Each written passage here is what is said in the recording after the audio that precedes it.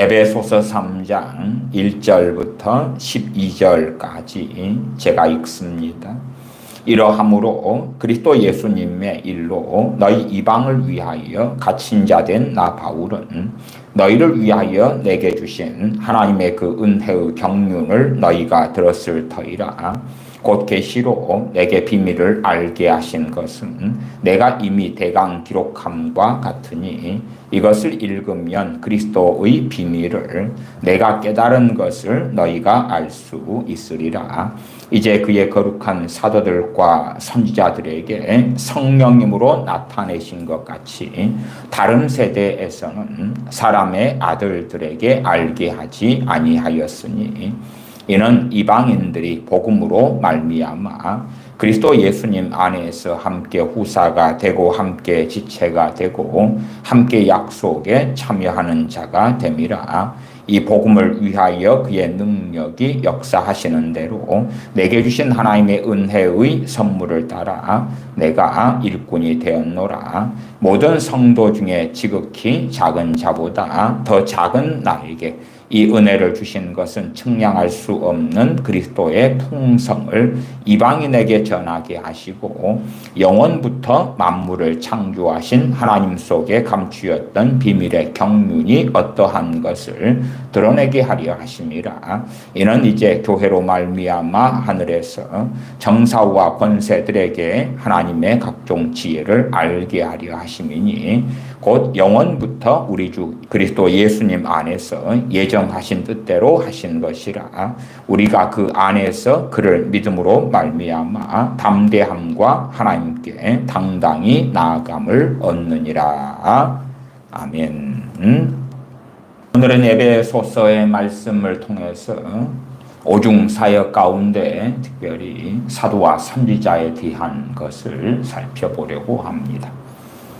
다소 어려울 수 있겠습니다. 많은 사도와 선지자에 관한 에베소서 2장과 3장의 말씀 또한 다른 몇 말씀들을 좀 살펴본다면 신사도 같은 자들이 하는 미혹이 얼마나 심각한지 또한 신사도 운동가들이 하는 그러한 미혹에 대하여 분별하는 가장 중요한 기준을 얻을 수 있을 것이다. 그렇게 말씀을 드립니다. 지금 시대에도 사도가 있느냐 선지자가 있느냐 사실은 그것보다도 성경에서 사도와 선지자에 대하여 뭐라고 말씀하느냐 하는 것이 가장 중요하다. 가장 중요하다.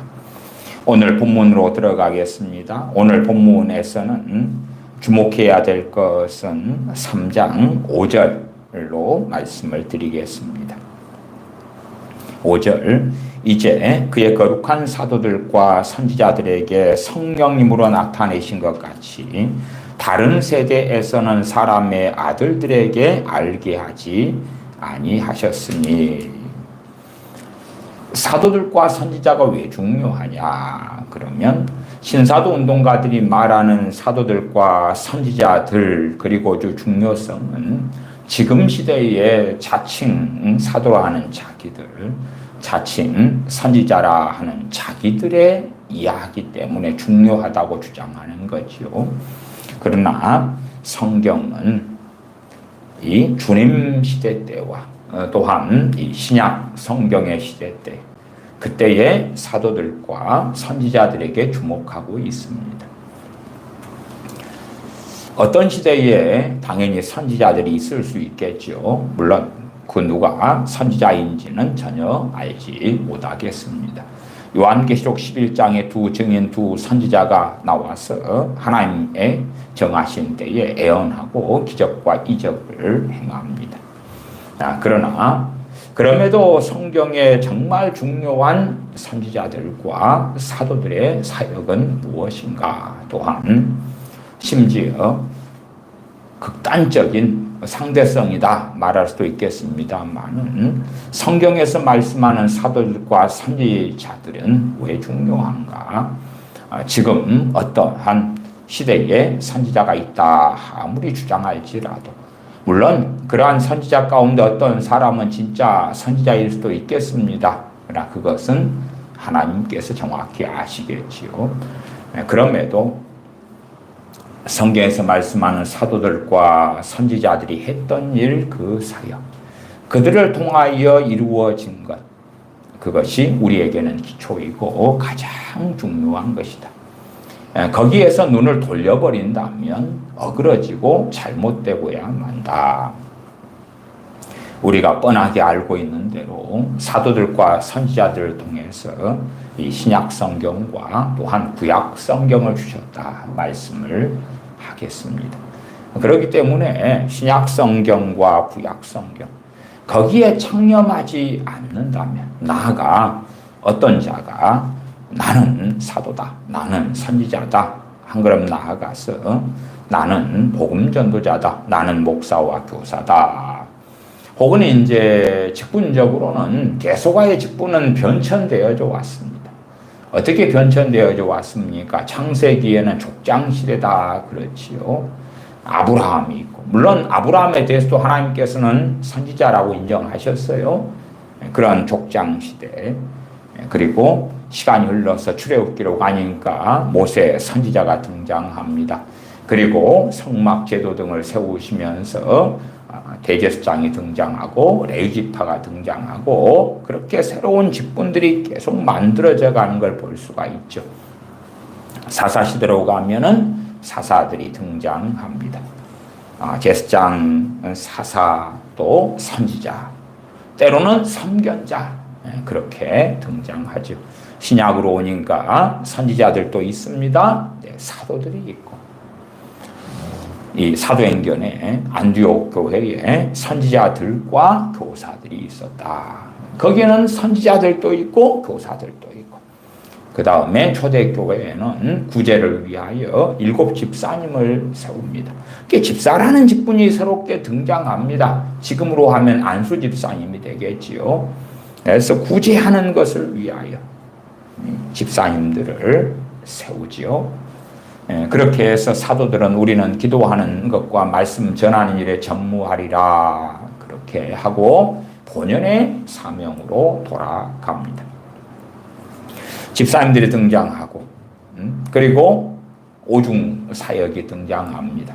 오중 사역이 에베소서 4장에 나왔지요. 사도와 선지자, 복음 전환자, 목사와 교사, 물론 그 외에도 그 앞에 시간들에 고린도전서 12장 말씀, 또한 13장 혹은 이어지는 14장까지도 살펴볼 때에 사도와 선지자 외에 교사도 있고 가르치는 자도 있고, 또한 방언하는 자도 있고 애언하는 자도 있고 섬기는 자도 있고 서로 돕는 그러한 부르심 가운데 있는 자도 있고 병 고친 자도 있고 능력 행하는 자도 있고 많이 있더라. 그런 것을 발견하죠.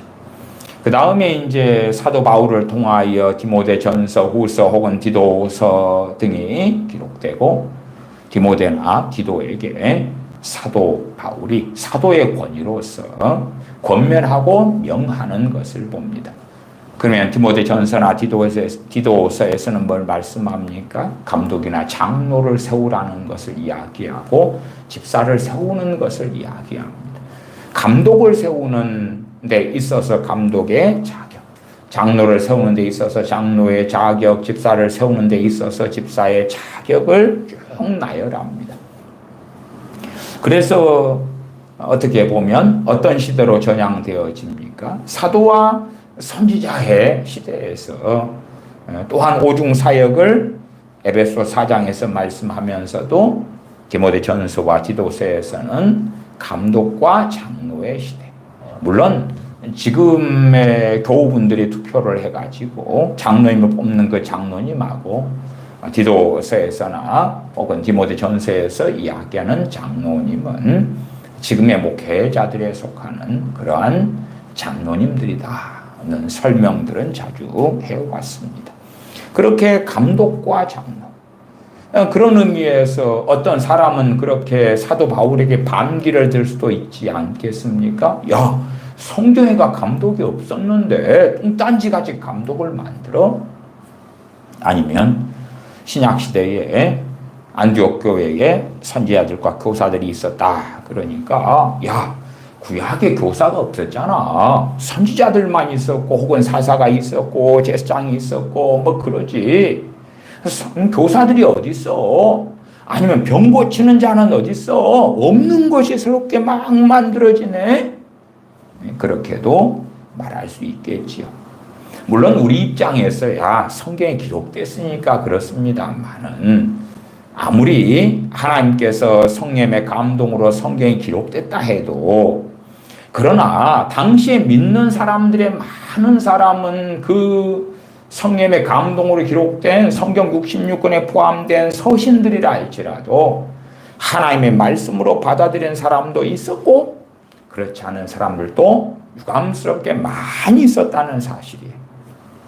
그래서 말하자면은 고린도교회다 그러면은 나는 바울파다, 나는 아볼로파다, 나는 게바 베드로파다, 나는 예수님파다 나누어져요. 나눠준다는 것은 그들의 권위를 그 파에 속하지 않은 사람들이 인정하지 않겠다는 거예요. 나는 게바 베드로파다 그러면은 나는 사도 바울 당신의 사도권을 인정하지 않겠다는 거예요. 혹은 나는 바울파다 그 말은 사도 바울 당신은 내가 인정하는데 우리에게 말씀을 가리키는 저 아볼론이 인정하지 않겠다는 거예요. 나는 베드로파다 게바파다 할 때에 나는 사도 바울 당신이나 아볼로나 그런 권위를 인정하지 않겠다는 거예요. 또 한편으로 나는 예수님파다 하는 사람들이 가장 신령하게 보여요. 그러나 실제적으로는 어떤 면에서 그 사람들이 가장 강팍한 사람들일 수 있어요. 왜 그렇습니까? 나는 예수님파다. 그러니까 예수님 말고는 내게 이래라 저래라 권면하거나 가르치거나 아무도 할 수 없어. 나는 예수님파야. 주님 말씀만 듣겠어. 그러나 진실로 아볼로나 사도 바울이나 사도 베드로나 주님의 말씀을 증거한 거예요. 그러나 예수님파다 그런 자들은 당신들이 증거하는 주님의 말씀은 나는 인정할 수 없어, 믿을 수 없어, 용인할 수 없어. 그러니까 내가 주님의 말씀이라고 믿어지는 것, 내가 인정할 수 있는 것만 주님의 말씀이야. 지금의 자유주의 신학이나 진보 신학을 가진 사람들의 상당한 사람들이 그런 관점을 가지고 있어요. 성경 66권이 있어. 그 가운데 내가 인정할 수 없는 건 사람의 말이고 야 이것은 하나님의 말씀인 것 같아. 그럼 이건 하나님 말씀으로 하자. 이건 사람이 하나님의 이름을 빙자해가지고 말한 걸로 하자. 이건 전승을 끼워 넣은 걸로 하자. 등등등 자기가 하나님 자리에 서서 성경 66권을 판단하고 재단하는 그러한 신학 사상이 되어지고 그 신학 사상을 가지고 있는 자들이 자유주의 신학이나 진보 신학을 가진 사람들이 되어져요. 우리는 성경 66권을 믿습니다. 하지만 그 안에서 성경 66권 안에는 하나님의 말씀이 있어라는 개념이에요. 하나님의 말씀이 있고 그 안에가 인간의 말이 있어. 인간 육적으로 삽입하고 집어넣은 많은 것들이 있어. 그 다음에 성경 66권 안에서 하나님 말씀으로 무엇을 인정할 것이냐 하는 것은 각자가 다 알아서 해라. 각자가 알아서 해라. 그런 것이니까 우리 개혁교회 혹은 개신교인들에게 있어서 진실로 성경의 정경성, 성경 66권이 하나님의 말씀으로 믿습니다 하는 그 내용하고는 유감스럽게 전혀 틀리죠. 그래서 저 진보나 자유주의 신학을 가진 자들은 WCC 같은 걸 통해서 로마 가톨릭과 정교회와 하나 되기를 원합니다. 왜냐하면 성경 안에서 우상 숭배하지 말라 그런 말씀이 있다 그럴 때도 자기 마음대로 해석하거든요. 그러면 본질적으로 성령의 역사하심이 사라지고 성령의 역사하심 가운데 진리를 알진 진리가 너희를 자유케 하리라 그렇게 되어지는 길 속에 가는 것이 아니고 자기들이 성령님의 자리, 자기들이 주님의 자리에 있어서 로마 가톨릭에게 걸림돌이 될 만한 말씀들은 다 치워주는 거죠. 치워줘, 없애줘. 그것은 인간의 말이야. 그 다음에 로마 가톨릭 당신들이 말씀대로 살아가 바른 신앙, 바른 믿음을 가지고 있어. 거기에 해당되는 것 같은 그러한 성경 해석과 해당되는 것 같은 성경만 하나님의 말씀이야. 그렇게 해주니까 함께 연합할 수 있고 하나 될 수 있고 WCC로 그렇게 화합해서 하나를 이룰 수 있다 하는 망상 속에 들어가서 살아가는 것이지요. 그러면 실제적으로 사도들이 있었을 때도 고린도 교회 같은 데서는 사도 바울의 사도권 등을 인정하지 않으려고 그랬어요. 그런 문제들은 계속하여 일어납니다. 그러나 결론적으로 말씀을 드리면 지금의 자칭 사도라 자칭 선지자라 하는 자들이 무엇에 주의하고 무엇에 집중하느냐. 선지자들이다 그러면 그런 자들이 무엇에 집중합니까? 성경에서 말씀하는 사도들과 선지자들을 통한 좋은 말씀이 아니라 자기들이 본 환상, 자기들이 본 꿈, 자기들이 받은 소위 어떤 계시들, 어떤 영감들, 어떤 감동들 그러는 거예요. 우리나라의 어떤 유명한 목사님은 소위 새벽에 새벽 기도 때마다 어떤 영감과 감동을 받더군요.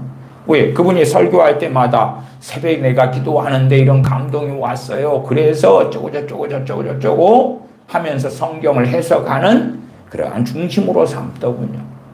문제는 자신이 받은 그 영감과 감동들이 진리하고는 상관없다는 거예요.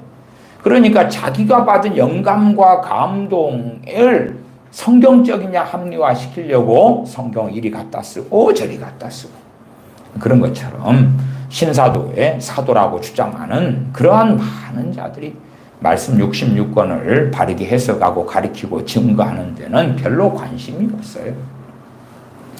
또한 신사도 운동에 정말 무서운 건 뭐냐 하면 이 세상의 유토피아를 바라는 것입니다. 새 하늘과 새 땅을 바라봄이 아니라 말하자면 영적으로도 대부흥이 오고 그 다음에 이 세상에서도 너무나 멋진 세상, 아름다운 세상, 판타스틱한 세상, 또한 예수님 믿는 사람들이 이 세상에서 놀라운 부귀영화를 누리고 영광을 얻고 권세를 얻고 그런 세상이 와 소위 말하면 이 세상에서 후천년 왕국 같은 세상이 와 유토피아 같은 세상이 와 그래서 예수님 믿으면 천국도 가는데 이 세상에서 너무나 복되고 너무나 잘되게 돼 하는 것에 아주 강력한 확장판이에요. 그러면 사람들의 마음을 사로잡기가 너무 좋은 거죠. 조금만 참아봐. 물론 많은 부흥사들 통하여 전해져 왔던 기복주의도 사람들의 마음을 매우 많이 사로잡았어요.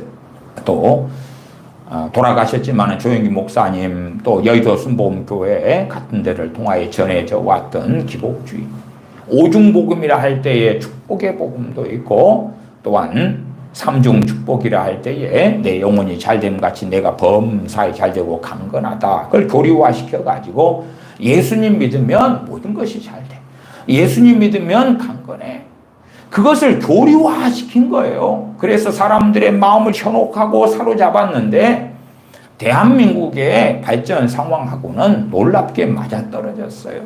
그것은 1950년 6.25 전쟁을 통하여 부산에 기독교인들이 피난민으로 와서 모이고 회개하고 엎드리고 통곡하고 이승만 대통령과 중심이 되고 함께하여서 하나님께 신사참배 등을 회개하고 엎드림으로 그리고 전능하신 아버지 하나님을 바르게 섬기는데 믿는 사람들이 터닝하고 돌아와서 그 다음에는 계속하여 전도 집회가 펼쳐지고 철야하고 부흥회를 하고 하나님을 찾고 구하고 그래서 1960년대만 해도 어마어마하게 많은 그러한 전도 집회들이 일어났고 많은 부흥 집회들이 일어났어요. 기복주의에 근거한 것들이 당시에는 대부분 아니었습니다.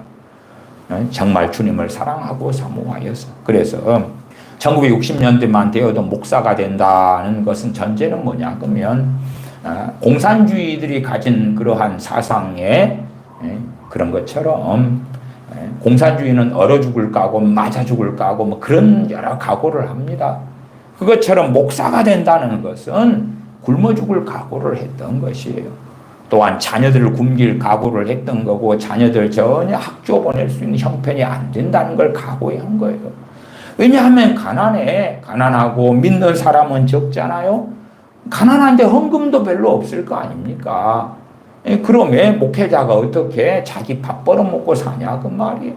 헌금도 적지, 교인은 믿는 사람은 소수지, 또한 믿는 사람이 많아진다 할지라도 가난했던 사람들이기 때문에 헌금 낼 만한 것이 별로 없단 말이에요. 소득이 별로 없는데, 그러면 목사가 되는 것은 영광의 길이 아니라 가난한 길이요, 굶주린 길이요, 자식들 소위 당시 국민학교도 제대로 보낼 수 없는 그런 길을 걷는 것을 의미했어요.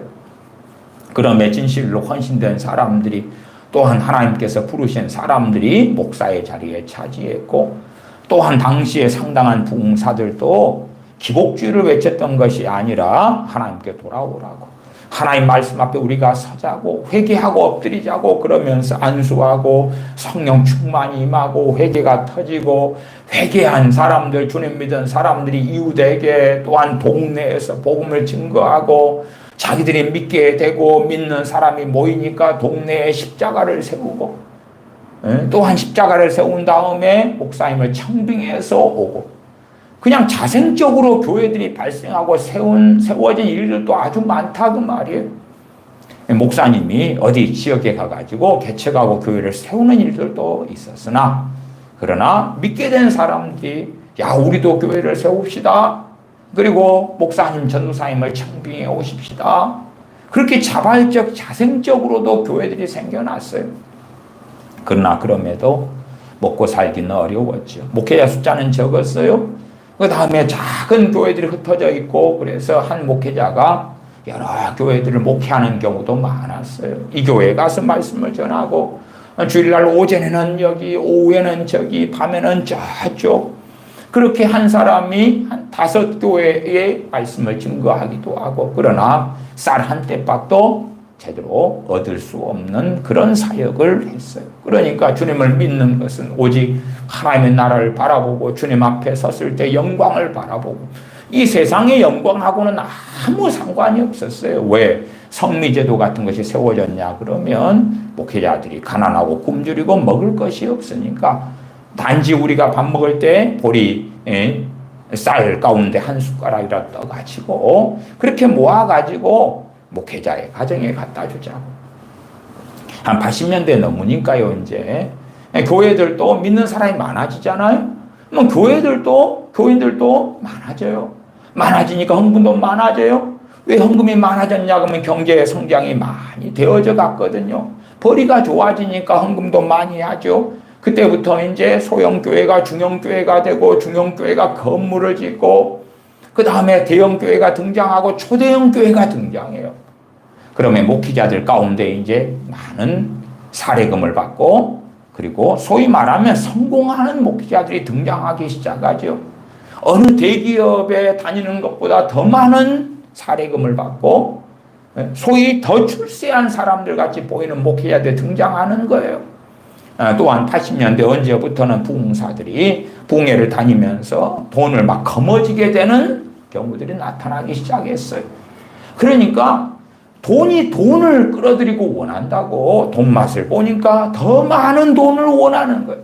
그래서 80년대 어느 때부터는 부흥사들이 변질되었던지, 혹은 2세대 부흥사들이 일어난 다음에 기복주의를 중심으로 증거하면서 성령의 기름 부음을 소멸해버리고, 과거에 그래도 60년, 70년대는 부흥사들이 부흥회를 하고 천막에서 안수를 하고 그러면 회개가 터지고 성령 충만을 받고 하는, 마치 사도행전의 베드로와 요한 사도가 사마리아 성에 가서 믿는 자들에게 성령 받기를 기도하며 성령님께서 그들에게 임하셨던 그 놀라운 일들이 일어났었는데, 어느 때부터는 그러한 일들이 점점점 사라지고 없어지고 말았어요.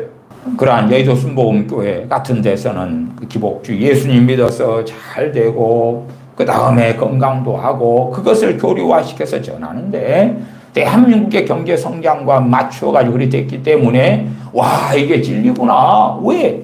너무 맞아떨어졌어. 너무 맞아떨어져. 아마 그런 것을 아프리카에 혹은 저 북한에 그런 데서, 인도 같은 데서 전했다면 야 좀 아닌 것 같은데, 아닌 것 같은데, 얼마나 저 아프리카도 사하라 이남 같은 데는 믿는 사람들이 비박을 많이 받습니까? 난민이 얼마나 많이 됩니까? 그런 사람들이 전하면 아 그거 아닌 것 같은데, 그렇게 기복주의, 어떤 삼박자 축복 같은 것을 초대교회에 순교자의 시대 때 전했다면 아이고 아닌 것 같은데, 디모데 같은 하나님의 종은 그의 자주 나는 병이 있었고 위장병이 있었어도 고침받지 못했지요. 사도 바울 같은 경우는 그렇게 믿음이 좋은 사도 중에 사도라도 그는 육체와 같이 사단의 사자를 가지고 있었고 그를 위하여 없어지기를 기도했으나 주님께서는 허락하지 않으셨지요. 그러니까 그런 성경들의 예제를 볼 생각은 안 하고 예수님 믿기만 하면은 병이 다 고쳐져요. 물론 이제 조인기 목사님 같은 분은 치유의 은사를 받아가지고 많은 사람들에게 치유 사역을 했기 때문에 봐보세요, 고쳐지잖아요. 그렇게 주장할 수 있는 근거가 꽤 있었지요. 그러나 사도 바울이라고 많은 권능을 안 행했는가? 디모데라고 안 했겠는가? 그런 것이 아니었겠지요. 그러나 좌우로 치우치지 말고 균형되게 말씀을 가르쳐야 되는데 치우치게 해요. 그러면 다행히 그래도 가난한 많은 사람들이 예수님 믿었어요. 그렇게 한 다음에 믿으면 잘 된다고요. 믿으면 가정이 잘 되고 먹고 살만 해주고 예수님 믿으면 성공을 세상에서도 한다고요. 그리고 경제 성장과 맞물려 갔기 때문에 자연스럽게 이루어졌어요. 그까지는. 그러나 어느 나라든지 경제 쇠퇴기는 있는 거 아닙니까? 유럽에 잘 사는 많은 나라들이 경제가 쇠퇴하고 몰락하고 무너져 가는 것을 우리가 보는 거예요. 최근에는 독일이 얼마나 힘들고 어렵다 그럽니까? 쇠퇴기로 흘러가는 걸 보는 거예요.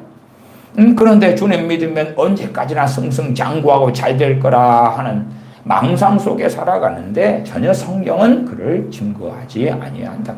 그러면 진실로 내가 어떤 직분을 가지고 있든지 혹은 어떤 하나님의 백성이든지 간에 성경에서 말씀하는 사도들과 선지자들은 뭐냐? 그럴 때에 이 성경을 기록한 또한 성경을 통해 말씀한 그 선지자들, 그 사도들이 가장 중요하고 그리고 어떤 사람이 어떤 직분으로 불리든지 간에 그 말씀들을 증거하며 살아야 되는 거예요. 그러지 자기가 경험했던 것, 자기가 영감을 받았던 것, 자기가 감동을 받았던 것, 자기가 꾸었던 꿈, 자기가 하는 무슨 애연 그것이 포인트가 돼가지고 말하고 사는 게 아니에요. 한때는 천국 체험, 지역 체험 같은 것이 유행됐던 적이 있지요. 뭐 지옥을 체험한다 이런 것보다 지옥에 대한 소위 간증이라고 말해야 되겠죠. 나 지옥에 갔었어요. 나 천국에 갔었어요. 나 입신했어요. 그래가지고 그것을 맨날 전하고 다니는 사람들이 있어 왔어요. 그러면 그것을 내가 지옥을 체험했어요. 그러니까 정말 지옥은 있습니다. 1000번, 10,000번 전했다고 합시다. 그게 진리입니까? 아닙니까? 아니지요. 아니에요. 자기가 한 체험도 그것이 얼마나 맞을까 틀릴까 그것을 다 성경으로 증명해야 되고 증명할 수 없는 많은 것이 있겠지. 오히려 내가 지옥을 체험했습니다 보다 성경에 지옥이 어떻게 나와 있습니다. 그 다음에 어떤 사람이 지옥에 가게 됩니까? 여러분은 지옥에 가지 마십시다. 성경에 천국이 어떻게 나와 있습니다. 그걸 증거해야 되죠. 그러나 오히려 성경에 있는 천국과 지옥에 대한 내용들을 내가 경험했던, 내가 보았던, 영적으로 체험했던 그러한 지옥과 천국에 대한 체험이 확실한 것을 증거하는 내가 했던 체험이 맞습니다. 맞아요. 성경일이 돼 있잖아요. 그래서 주객을 전도시켜버리는 자기가 주인공이 돼버리는 그런 잘못된 천국 체험, 지옥 체험을 계속하여 전파하는 거예요. 전파해요. 하나님의 나라의 일을 전파하는 게 아니라 마치 비슷한 유사품을 자기 나라의 일, 자기 경험, 자기 체험을 전파하는 그런 자들이 너무 많아져 왔었다. 그러나 사람들은 하나님의 말씀을 듣는 것은 귀찮아해요. 더 쇼킹하고 더 신나고 더 재미나고 재밌는 소설, 재밌는 영화, 재밌는 드라마 이런 것처럼 그런 걸 원해. 그런데 신사들하고 하는 자들, 사도라고 하는 자들, 선지자라고 하는 자들이 그런 것을 이야기해줘. 자, 내 장래에 대하여 너무 멋지고 아름답고 놀라운 것을 좀 말해줘요. 내 자식들에 대하여 너무 놀랍고 멋지고 아름다운 것들을 말해줘요. 그래, 내가 말해줄게. 그리고 막 하나님의 이름을 빙자해서 말해주면 너무 좋아요, 너무 괜찮아요, 멋져요, 사랑해요. 그리고 쫓아가기를 좋아한다 그 말이에요. 그러나 성경에 나오는 사도들과 선지자들의 핵심은 지금 신사도 같은 자들이 증거하는 그런 것이 아니다. 그래서 3장 5절을 먼저 보면 이제 그의 거룩한 사도들과 선지자들에게 성령님으로 나타내신 것 같이 다른 세대에서는 사람의 아들들에게 알게 하지 아니하셨으니 무엇을 나타내셨느냐? 그의 거룩한 사도들과 선지자들에게 성령님으로 나타내셨다. 언제요? 이제 지금 이 시대에 그의 거룩한 사도들과 선지자들에게 성령으로 나타내셨다. 그리고 성령님으로 나타내신 깨닫게 된 진리의 말씀 복음에 대하여 성경을 통하여 기록하고 또한 전하였고 전파하였고 때때로 전염받은 사람들이 성령의 감동을 통하여 성경을 또 기록하기도 하였겠지요. 그것이 포인트예요. 그것이 포인트. 이미 그런 부분에서는 성경은 완성되었고 성경이 완성된 부분에서의 계시는 더 이상 없다. 물론 어떤 사람들이 생각하는 계시의 개념들은 다 다릅니다. 그러나 성경이 완성된 부분의 계시의 부분은 다 이미 주어졌기 때문에 더 이상 그런 부분에 성경의 부분에 있어서의 계시는 존재할 수가 없다. 그러나 이제 계시의 개념을 좀 폭넓게 사용한다면은 뭐 여러 가지 쓸 수도 있겠죠. 내가 기도하다가 성령님이 내게 감동을 주셨어. 그래도 계시다. 그렇게 말할 수도 있겠죠. 그러나 저는 그런 부분에서 계시란 단어를 확장시켜 사용하는 것에는 찬성하는 입장은 아닙니다. 왜냐하면 그렇게 해버릴 때에 마치 성경의 계시, 사도 바울이 받은 예수 그리스도의 계시처럼 사도 요한이 받은 예수 그리스도의 계시처럼 그렇게 자기가 받은 것을 마치 성경의 수준까지 끌어올리는 자존망대한 일들이 얼마든지 벌어진다 그 말이에요. 사람들은 진리의 말씀을 따르고 하나님의 말씀을 증거하고 가르침보다 자기를 주장하고 자기 이야기를 하고 자기의 무슨 간증을 하고 자기가 보았던 것, 체험했던 것 그런 것을 주인공으로 삼아서 자기 영광을 드러내는데 너무나 충실한 세대예요. 더군다나 목회자들이 어리석게 그런 길을 많이 갑니다. 아니 소위 신사도의 선지자다 사도다 하는 친구들이 내가 무슨 예언을 받았어요, 무슨 계시를 받았어요, 무슨 특별 계시를 받았어요, 무슨 뭔가의 주님이 내게 나타나셔서 말씀했어요, 막 그런 걸 이야기하니까 와 귀가 쏠깃해서 들어보잖아요. 그러나 자 오늘 에베소서 강해를 할게요. 에베소 1장부터 1장 1절부터 몇 절까지 내일은 또 몇 절부터 몇 절까지 정말 주님께서 말씀하신 이 본문의 의미를 우리가 주의 있게 봅시다. 이번에는 사무엘상을 볼까요? 사무엘하를 볼까요? 모세 선지자를 통하여 한 주님의 말씀을 살펴볼까요? 사도 바울을 통해서 한 것을 요한복음을 통해서 증거한 것을 살펴볼까요? 그렇게 했다면 저 신사도 운동가들이 주장하는 나는 사도요, 나는 선지자요 막 해도 인기를 끌지 못할 거예요. 왜? 그런 것은 기존의 목회자들이 다 부지런히 해왔던 것이기 때문에 특별한 게 뭐가 있나? 찾을 만한 것이 별로 없거든요. 그러나 이제 성경에 없는 걸 이야기해야죠. 성경에 없는 쇼킹한 무슨 계시를 나는 받았어요. 그럴 때에 사람들이 거기에 빠져드는 거예요. 거기에 빠져들고 환호하고 와 그런 게 다 있어? 너무나 놀랍네. 그렇게 해서 미혹당하는 거죠. 사실은 어떤 면에서는 이미 미혹될 준비가 돼 있는 거예요. 하나님의 말씀을 가장 사랑하는 사람들은 별로 미혹되지 않아요. 왜? 어떠한 사람이 사도네, 선지자네, 복음 전환자네, 목사네, 교사네 아무리 주장할지라도 주인공은 정해져 있잖아요. 주인공은. 당연히 아버지와 아들과 성령 삼위일체 하나님께서 주인공이시고 그럼에 아버지께서 하신 말씀, 우리 주님께서 하신 말씀, 성령을 통하여 하신 말씀들 그것이 주인공일 수밖에 없는 것이지요. 삼위일체 하나님께서 주인공이심에 하나님의 말씀만이 거룩하신 우리 주 예수 그리스도의 말씀만이 또한 성령의 감동으로 기록된 말씀만이 주인공일 수밖에 없는 거예요. 그런데 그 외에 다른 것들을 이야기한다? 그러면 이미 그 사람이 어그러지고 잘못했다는 것을 이야기하는 거예요. 그걸 다른 말로 뭐라 그럽니까? 이단이나 사입이라 그러는 거예요. 이단이나 사입이라. 그래서 시대가 바뀌면서 이 직분들의 그러한 이름들도 바뀌어져 왔다 그랬잖아요. 과거의 족장시대, 선지자, 사사, 그 다음에 제사장도 등장하고 레위인도 등장할 뿐만 아니라 어느 때가 되니까 이제 감독이 나오고 목사와 교사가 나오고 그리고 장로도 나오고. 물론 장로는 예전부터 구약시대 때부터 존재해 왔습니다. 그러나 이 에베소 교회의 장로들 그럴 때는 그때의 의미하고는 공통점도 있으나 본질적으로는 다르죠. 달라.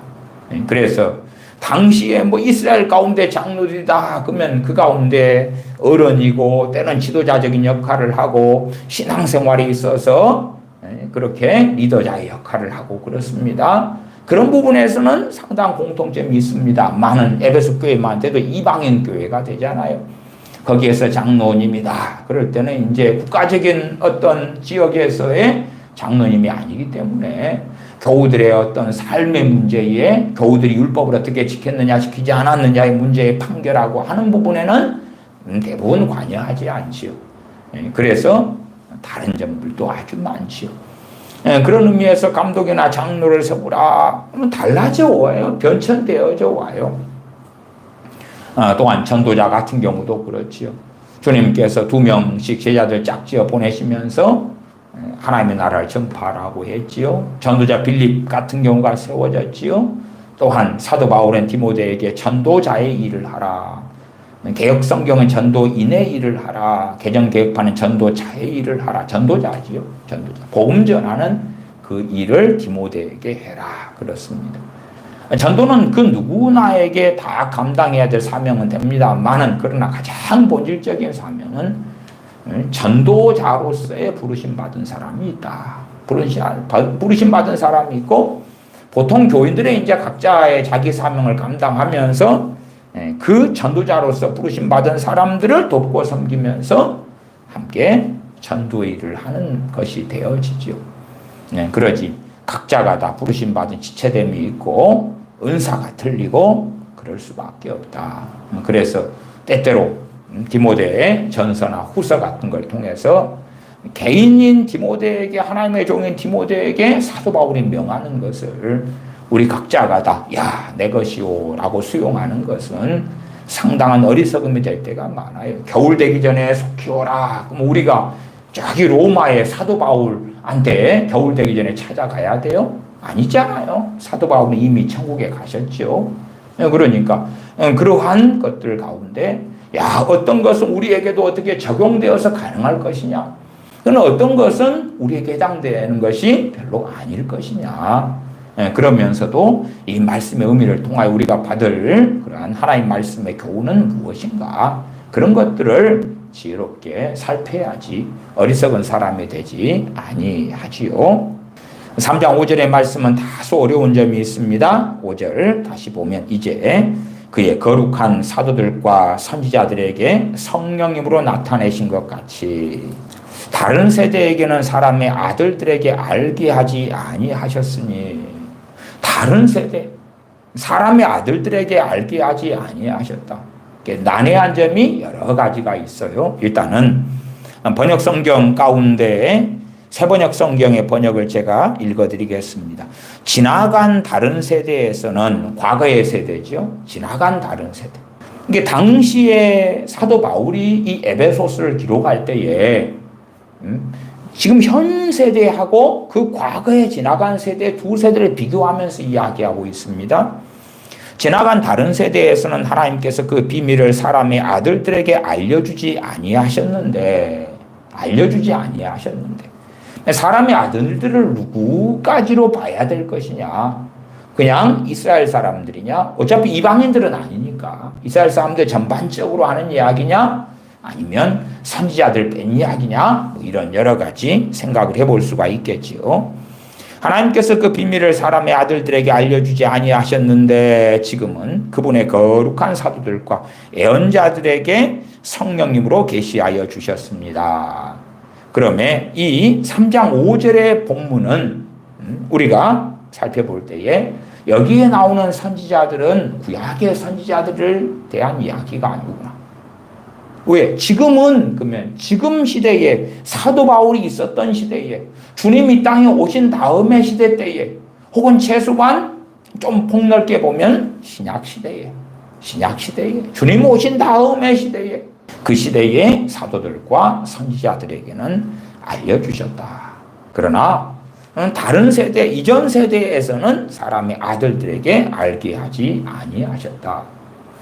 이상하네. 최소한 구약시대에서 이사야 선지자나 모세 선지자나 다윗도 선지자라고 일컬어지죠. 다윗 왕이나 참 많은 이들에게 주님 오실 것에 대하여 예언이 주어졌고 말씀하셨는데 왜 알려지지 아니했다고 말씀하느냐? 왜 그러느냐? 이렇게 의문점을 제기해 볼 수가 있겠지요. 그에 대해서는 좀 자세한 내용은 제가 조금 있다가 칼빈 주석을 가지고 얼마간 읽어 드리도록 하겠습니다. 개괄적으로는 3장 1절부터 좀 본 다음에 그 다음에 칼빈 주석의 내용을 가지고 이 부분을 설명을 하겠습니다.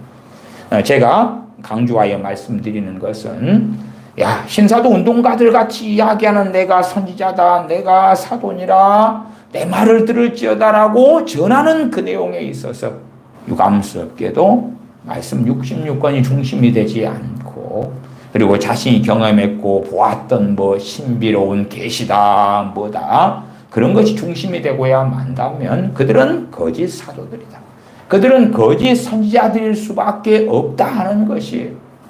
또한 사도와 선지자만이 아니라 내가 복음 전하는 자다 그러면서 예수 그리스도의 복음이 아니라 다른 복음을 증거한다면 그들은 하나님께서 세우시고 보내신 전도자, 복음 전도자는 전혀 아니다. 내가 목사다 하지만은 하나님 말씀이 중심이 아니라 자기의 경험, 체험, 자기가 받은 무슨 감동들을 가지고 설교한답시고 전한답시고 가르친다면 그들은 하나님께서 보내신 그러한 목사가 아니다. 물론 과거에는 하나님께서 세우신 목사였을 수는 있겠습니다. 그러나 지금은 변질되었고 잘못되었다. 또한 어떤 사람이 나는 하나님이 세우신 교사다 그러는데 현재형으로 이야기할 때에 하나님의 말씀을 바르게 가르치고 해석하고 전하는 그러한 교사의 사명의 일을 하지 않는다면 그 사람은 과거는 어땠을지 모르나 현재는 가짜고 현재는 잘못된 자고 현재는 어그러진 자일 수밖에 없다 하는 것입니다. 그 누구에게나 다 해당되는 것이에요. 그래서 지금 시대의 3장 5절의 말씀이지요. 이제 그의 거룩한 사도들과 선지자들에게 성령님으로 나타내셨다. 그 나타내신 것을 증거했고 기록했고 전했죠. 그것이 가장 중요한 거예요. 가장 중요한 거. 그 외에 또 다른 진리가 있느냐 할 때 없습니다. 물론 우리들에게 성령님께서 은사를 주셔서 우리의 신앙생활을 도우십니다. 우리의 믿는 자들의 삶을 도우셔요. 누가 병들었다 그러면은 말씀으로 고침받지 못하잖아요. 병 고치는 은사를 통하여서 치우기도 하고 고침받고 그렇게 하는 것이 일반적이지요. 아니면은 그게 아니라면 병원이나 약을 통해서 의사를 통해서 고침을 받든지. 그러나 많은 경우는 치유사역자의 치유은사의 도움을 받아서 고침받는 것이 아주 복되고 좋고 그거 외에는 답이 없을 때들도 있다. 그런 말이에요. 그래서 하나님의 말씀의 진리, 그 진리를 통해서 우리는 살아가는 것이에요. 그러면 이 진리의 말씀을 벗어나서 자신이 경험했고 보았던 어떤 것들을 가지고 사람들의 마음을 현혹시키고 할 때에 참으로 잘못 어그러진 길을 그들이 걸어가고 있다는 것을 반드시 분별해야 될 것이다. 3장 1절 이러함으로 그리스도 예수님의 일로 너희 이방을 위하여 갇힌 자 된 나 바울은 너희를 위하여 내게 주신 하나님의 그 은혜의 경륜을 너희가 들었을 터이나. 여기에서 경륜은 칼빈 주석은 그렇게 나와 있습니다. 하나님으로부터 부여된 책임이나 임명이다, 이런 뜻이다. 현대인의 성경 같은 경우는 그 은혜의 경륜을 직분으로 번역했습니다. 그렇게 이해하셔도 됩니다. 하나님으로부터 주어진 은혜의 임무, 은혜의 사명, 혹은 직분을 너희가 들었을 터이라. 곧 계시로 내게 비밀을 알게 하신 것은 내가 이미 대강 기록함과 같으니. 3장 3절에 곧 계시로 내게 비밀을 알게 하신 것은, 그래서 여기에서 계시로 알게 된 것이 기록됐지요. 열세, 서신 등을 통해서 기록되고 증거되어졌고, 그러한 우리 주님께서 사도 바울에게 주신 계시, 그것하고 야, 지금 시대에 내가 계시를 받았네 할 때에 그 계시란 단어를 동일하게 써버린다면 자신이 받은 것이 성령님으로부터 주님께로부터 온 것이 맞을지언정 그 사람은 이미 어리석게도 자신이 체험했고 들었고 감동받았던 것을 성경의 수준까지 올려버리는 그러한 교만으로, 어리석음으로 들어가는, 그래서 위험한 그러한 자리에 서 있게 되고야 말 것이다. 계시란 단어를 어떻게 사용하느냐도 우리는 상당히 주의하고 조심해야 될 것입니다. 왜냐하면 성경에서 쓰여졌던 계시란 단어가 하나님으로부터, 주님으로부터 온 것이고, 그것이 말씀 66권에 관한 그 진리에 관한 영역에서 쓰여졌기 때문에 그렇다. 곧 계시로 내게 비밀을 알게 하신 것은 내가 이미 대강 기록함과 같으니 이것을 읽으면 그리스도의 비밀을 내가 깨달은 것을 너희가 알 수 있으리라. 그리고 이러한 것은 앞에 2장이나 그 앞에서부터 이 계시에 대하여 계속 나와 있습니다. 5절에 이제 그의 거룩한 사도들과 선지자들에게 성령님으로 나타내신 것 같이 다른 세대에서는, 이전의 세대, 지나간 세대에서는 사람의 아들들에게 알게 하지 아니하셨으니 이는 이방인들이 복음으로 말미암아 그리스도 예수님 안에서 함께 후사가 되고 함께 지체가 되고 함께 약속에 참여하는 자가 됨이라. 실제로 사도들도요, 주님께 그렇게 배웠는데도 주님께서 순환받으시고 십자가에 죽으신다 그러니까 말려요. 안 된다 그래요. 못 믿을 소리에 못 믿을 소리. 그러면 구약의 선지자들이 어떤 계시를 받아도 정말 흐릿할 수밖에 없는 거예요. 주님께 배운 사도들도 잘 몰라요. 몰라. 더군다나 구약 성경에 얼마가 나와 있어도 그것을 가지고 제대로 알 수도 없어요. 심지어 우리가 이해하는 것처럼요, 초대교회 때에 이방인들에게 복음이 전해진다? 이것을 유대인 믿는 사람들은 인정할 수 없었어요. 인정할 수 없었어요. 그러니까 사도 베드로가 고넬료와 권속들에게 가서 복음을 증거할 때에 신란하는 거예요. 너가 이방인들에게 갔단 말이야?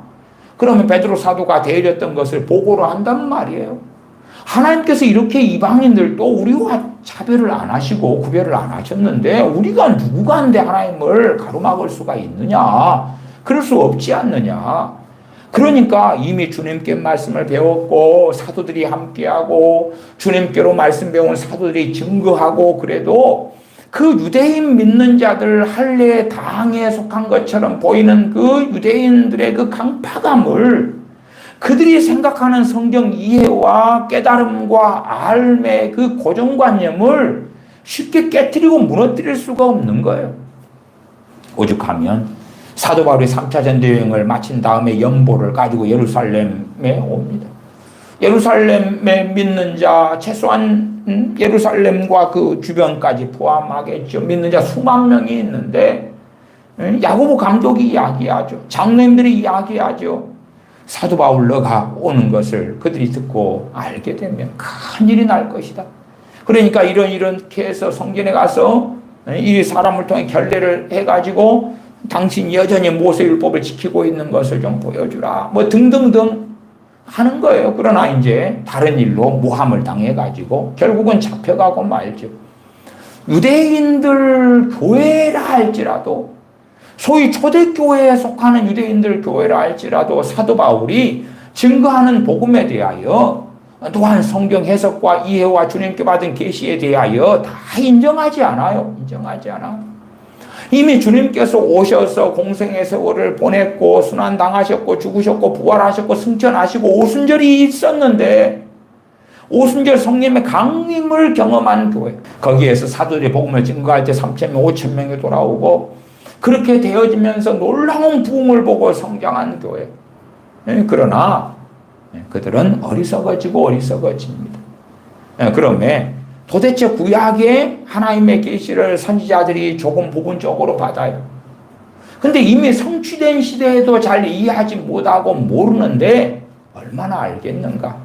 물론 이사야 선지자나 예레미야 선지자나 모세 선지자나 다윗 왕이나 이런 이들은 제대로 이해는 다 하지 못했어도 곡해는 최소한 안 했을 것이다.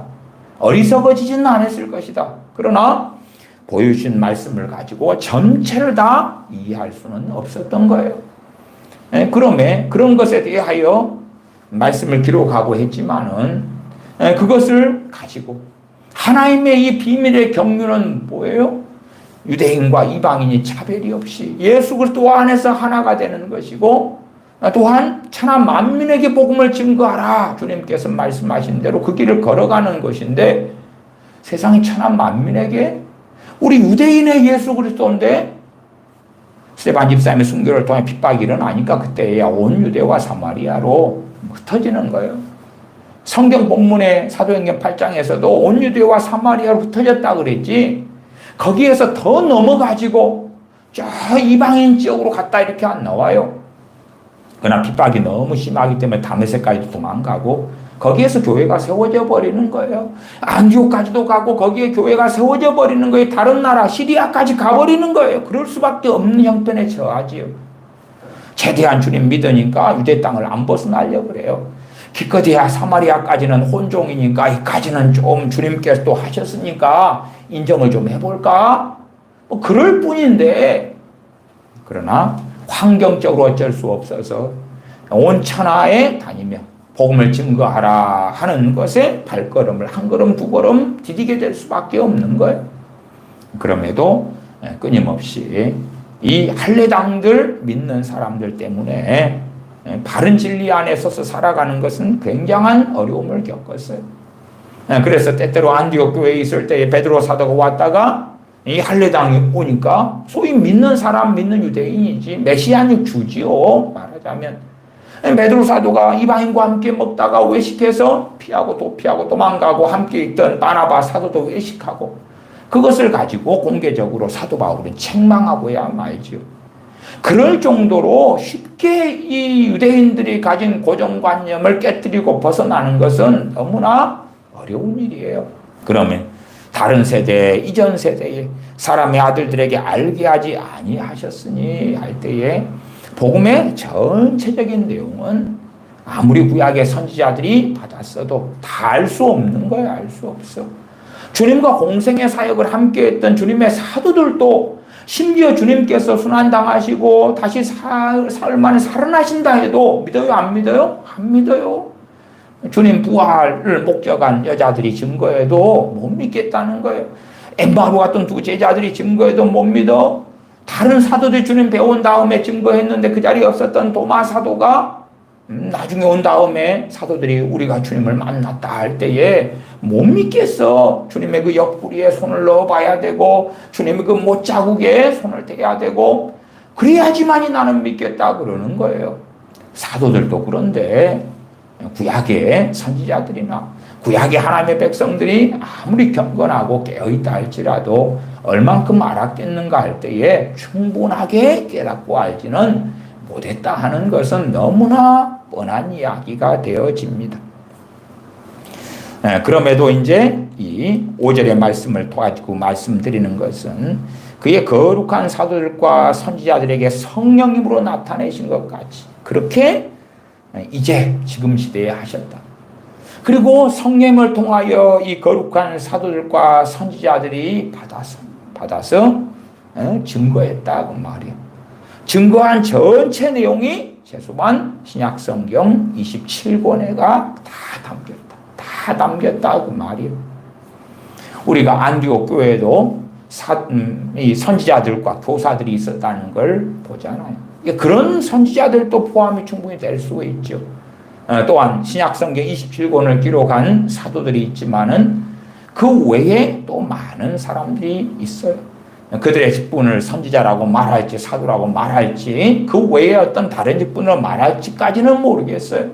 그러나 최소한 그들이 선지자나 사도가 아니라 할지라도 사도들과 선지자들에게 성령으로 나타내신 것을 배우고 받고 그리고 성령님의 도우심으로 깨닫고 또한 성령님의 감동으로 그리하여 말씀을 기록하게 하신 것을 기록하였다. 이 정도까지는 동의하죠. 동의해요. 그러니까 신약성경 27권은 사도들과 선지자들을 통하여 성령으로 나타내신 것이 성령의 감동으로 온전하게 오류가 없이 결점이 없이 부족함이 없이 기록되었다. 그러니까 어떤 직분을 가진 사람들이든 그 사람들이 디모데에게나 디도에게나 감독과 장로를 세우라 할 때에 혹은 집사를 세우라 할 때에 감독이든지 장로든지 집사든지 혹은 복음 전도자든지 그 누구를 막론하고서라도 하나님의 말씀에 창념하지 않는 자들이라면 하나님의 말씀 66권이 주인공이 되지 않는 사람들이라면 그렇다면 그들은 이미 엇나갔고 어긋나고야 말았다. 잘못됐고 어긋나고야 말았다. 그것을 중심의 분별의 기준으로 반드시 가져야 한다. 그 말씀이 제가 사도들, 선지자, 또 복음 전하는 자, 목사와 교사, 오중 사역을 말씀드릴 때에 계속 강조하는 것입니다. 계속 강조하는 거예요.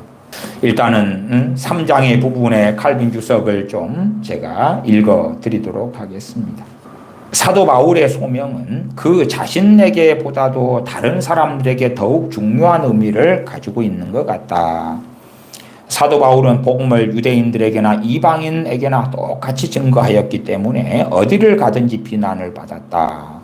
유대인들에게도 비방을 받고 이방인들에게도 받고 그는 악한 무리들이 중상모략을 함으로 많은 사람들이 그의 사도직을 의심하고 믿음에서 떠나거나 흔들리는 것을 보았기 때문에 고통스러워했다. 그래서 사도 바울은 계속하여 자신의 사도직에 대한 그러한 변호를 하고 있습니다. 사도 바울이 사도인 걸 인정을 안 하고 이간질을 당하고 중상모략을 당하니까 사도 바울의 사도직이 아닌가 봐. 누가 인정해 줬어? 누가 줬다고 할 수 있어? 그리고 쉽게 현혹당하고 미혹당하는 자들이 많이 있어 왔어요. 그리스도의 비밀이라고 말씀하고 있는 부분을 우리는 봅니다. 3장 4절에 이것을 읽으면 그리스도의 비밀을 내가 깨달은 것을 너희가 알 수 있으리라. 그리스도의 비밀이라. 이 그리스도의 비밀이 어째서 모든 세대들에게 알려지지 못했는지 좀 더 생각해 보아야 합니다. 이 비밀이란 약속을 따라 그리스도 안에서 새 생명에 참여한 이방인들로 하여금 그리스도의 복음에 의해서 끌려오게 하기 위해서였습니다. 주님의 복음에 의해서 유대인만이 아니라 이방인들도 복음을 통해서 하나님의 나라에 참여하도록 하기 위해서였다. 그러나 이와 같은 비밀이 그렇게 많이 애언되었음에도 불구하고 그것이 알려지지 않았다고 말씀하는 이유가 무엇입니까? 이미 구약 선지자들에게서 이 비밀의 부분들이 알려졌고 신약 성경에서도 주님에 대한 애언들이 인용되는 것을 많이 보잖아요. 근데 왜 이전 세대에서는 알려지지 않았다고 말하는가? 지금까지 그렇게 많이 선포된 애언들이 어떻게 비밀로 숨겨질 수 있었는가? 그런데도 사도 바울은 왜 단연코 그 비밀이 감추어진 바 되었다고 단언하고 있을까? 과연 우리는 선지자들이 그들 스스로 알지 못하는 것을 말하고 의미 없는 말을 선포하였다고 말할 수 있을까? 구약의 선지자들이 자기가 알지 못하는 것, 의미 없는 말을 그렇게 선포했고 기록했다고 말할 수 있을까? 전혀 그렇지는 않겠죠. 그들이 깨달았고 알았겠죠. 하나님으로부터 말씀을 받았을 때에 이것이 무엇을 의미하는지. 그러나 그럼에도 전체의 모습을 알 수 있었을까 할 때에 저는 부분적으로 알 수 있었을 것이다. 부분적으로. 전체 모습은 다 알 수 없었을 것이다. 이스라엘 민족 중에서 어떤 이들은 언제나 메시아가 나타나서 하나님의 은혜가 온 세상에 전파될 것을 믿고 따른 자들이 있었다. 그들은 인류 전체의 구원을 갈망하였다. 선지자 자신들은 계시의 확실성에 기초하여 애언하였는데 구원의 시기와 방법에 대해서는 미결로 남겨두었다. 언제 주님이 오실지, 또한 어떻게 오실지, 인자가, 그 선지자 메시아가 어떻게 오실지 알 수 없었고, 언제 오실지 알 수 없었고, 어떻게 사람의 몸을 입고 오실지 알 수 없었고, 어떻게 고난받으실지, 어떻게 죽으실지 알 수 없었고, 그렇기 때문에 메시아를 그렇게 기다려왔던 또한 메시아로 주님을 인정했던 주님의 사도들조차도 주님의 죽으심에 대하여 순환당하심에 대하여 도무지 받아들일 수 없었단 말이에요. 더군다나 주님의 부활에 대해서도 구약 성경에 예언되어 있는데 나중에 깨닫는 거죠. 예언되어 있는데 사도들은 주님께서 직접 부활을 증거하셔도 심지어 부활하신 주님을 만나고서도 의구심에 사로잡히는 거예요. 내가 정신착란에 걸렸나? 내가 환상을 보고 있나? 내가 환각에 취하였나? 진짠가? 그렇게 의심할 정도가 되기도 하였다. 선지자 자신들은 계시의 확실성에 기초하여 애언하였는데 구원의 시기와 방법에 대해서는 미결로 남겨두었다. 그들은 하나님의 복음이 어떤 모양으로든지 이방인들에게 전파될 것은 알고 있었으나 그 시기와 방법에 대해서는 전혀 알 길이 없었다. 이방인들에게도 복음이 증거되는데 그 방법이 어떻게 될까? 시기가 어떻게 될까? 그러니까 그 전체적인 모습에 있어서는 지나간 세대에는, 지나간 사람의 아들들에게는 알려주지 않으셨다. 그들이 지금 세대, 사도 바울이 증거했던 그 시대의 거룩한 사도들과 선지자들이 성령을 통하여 계시받은 것처럼 그렇게 받은 적은 없었다 그 말이에요. 부분적으로 알고, 그러나 막연하게 장래에. 심지어 우리도 마찬가지입니다. 주님께서 대환란 대하여 말씀하시고 요한계시록에 예언되어 있어도 아직 이루어지지 않은 거기 때문에 너무나 많은 예언, 요한계시록도 얼마나 분량이 많습니까? 주님께서 마태복음, 누가복음 등에서도 또한 그렇게 대환란 때에 벌어질 일, 마지막 때 벌어질 일을 말씀하셔도 애매모호한 걸, 제가 종말론 신학을 꽤 그래도 공부를 했어요. 그런데도 불구하고 종말론의 세계적인 신학자들이요, 그게 다 의견이 나누이는 거예요. 나누요. 무천년설, 또한 역사적 천천년설, 세대주의적 천천년설에 나누이는 거예요. 나누어서 이 장점, 저 장점, 이 단점, 저 신학의 단점, 이렇게 중구난방이 되어서 결국은 신학자들이 뭐라고 이야기하냐 그러면 나는 모르겠다는 거야. 나는 모르겠다는 거야. 나는 이쪽 신학을 지지한다. 나는 저쪽을 지지한다. 잘 모르겠다는 거예요. 종말에 대해서도 분량이 엄청나게 많아요. 많은데도 신학자들. 그래서 제가 세계적인 신학자들의 이 종말론에 대한 책을 사보면서 약간 허무한 게 그런 거예요. 허무한 게. 성경이 이 본문이 이렇게 있으니까 이렇다가 아니라 이럴 수도 있고 저럴 수도 있고, 그 다음에 또 어떤 본문으로 가서는 이럴 수도 있고 저럴 수도 있고 모르겠다. 이렇게 어떤 신학자는 주장하고 해석하고 이렇게 또 어떤 신학자는 또 다르게 해석하고 이런다라고 그러한 썰을 딱 펼쳐놓고 이렇더라. 그리고 그러면 나는 뭐 잘 몰라. 그런 식으로 가니까 결국은 그 유명한 신학자의 책을 읽은 다음에 결론이 뭔데? 최소한 이런데 이것은 이 구절에 의해서 저 신학자의 해석은 틀리고 이것은 이러이러한 구절에 의해서 맞고, 그래서 종말의 모양과 모습이 이렇게 될 것이다 이렇게 가는 것도 아니에요. 저는 성도의 휴거를 믿고 또한 성경을 그렇게 해석하고 가르쳐 왔습니다. 그런 부분에 있어서도 성도의 휴거 또한 주님께서 공중 강림하시고 그때에 성도가 휴게 될 거라는 부분에 대해서도 유감스럽게 절반 이상의 목회자들은 동의를 안 해요. 절반 이상의 목회자들은요, 예수님 믿는 사람이 대환란 받아야 돼. 대환란 받아야 돼. 그러니까 그날과 그 시를 도적같이 오리라는 것을 사실 염려할 거 없어. 왜? 대환란에 들어가면 뻔하잖아. 7년 뒤에 주님 오실 때 그때까지 버텨야 되니까 주의 오실 날을 사모하고 기다리는 것은 그 끔찍한 재난을 기다리는 것과 어찌 다를 바가 있으리요. 저는 전혀 그렇게 동의하지 않습니다. 마지막 때에는 이 세상에 불로 심판하시는 거예요. 그러나 구원받은 하나님의 자녀들의 심판에 들어갈 일이 없잖아요. 심판의 대상이 아니거든. 구원의 대상이고 영생의 대상이기 때문에 주님께서 공중에 강림하셔서 그의 백성 자녀들을 모으신단 말이에요. 그러나 미련한 다섯 처녀 같은 이들은 버려지죠. 그런 명확한 부분들을 설명하고 증거하는 그런 신학자들을 만나기는 하늘의 별 따기 같은 거예요. 거의 없어요. 거의 없어. 그래서 종말론에 대한 많은 말씀들이 있어도 너무 흐릿하고 주장하는 게 너무 이상하고. 그러니까 어떤 우리나라 유명한 목사는요, 야, 주님 앞으로 7년 동안은 절대 안 와요. 염려하지 마세요. 왜? 환난 통과설이니까. 환난 통과설이. 깨어있는 사람, 정말 주님께서 인정하시는 사람, 그 사람들도 다 7년 대환란을 받아야 된다는 거예요. 그래서 지금 대환란 시작 안 됐잖아요. 시작이 딱 된다고 가정해도 7년 뒤에 주님 오시니까 충분한 시간이 있어요. 그 주장을 하고 있는 거예요. 얼토당토하지요. 또한 저는 신사도 사람들이 주장하는 건 뭐예요? 결국은 후천년 왕국 같은 대부흥이라. 후천년 왕국 같은. 그냥 이 세상이 유토피아가 되는 거예요. 유토피아가 돼. 그것이 먼저 온다는 거예요. 성경하고 아무 상관없이. 그 유토피아 세상을 오랫동안 누리고 소위 말하면 1000년이든 얼마든 누린 다음에 그 다음에 이제 잠깐 어떤 환란이 있고 주님 재림하고.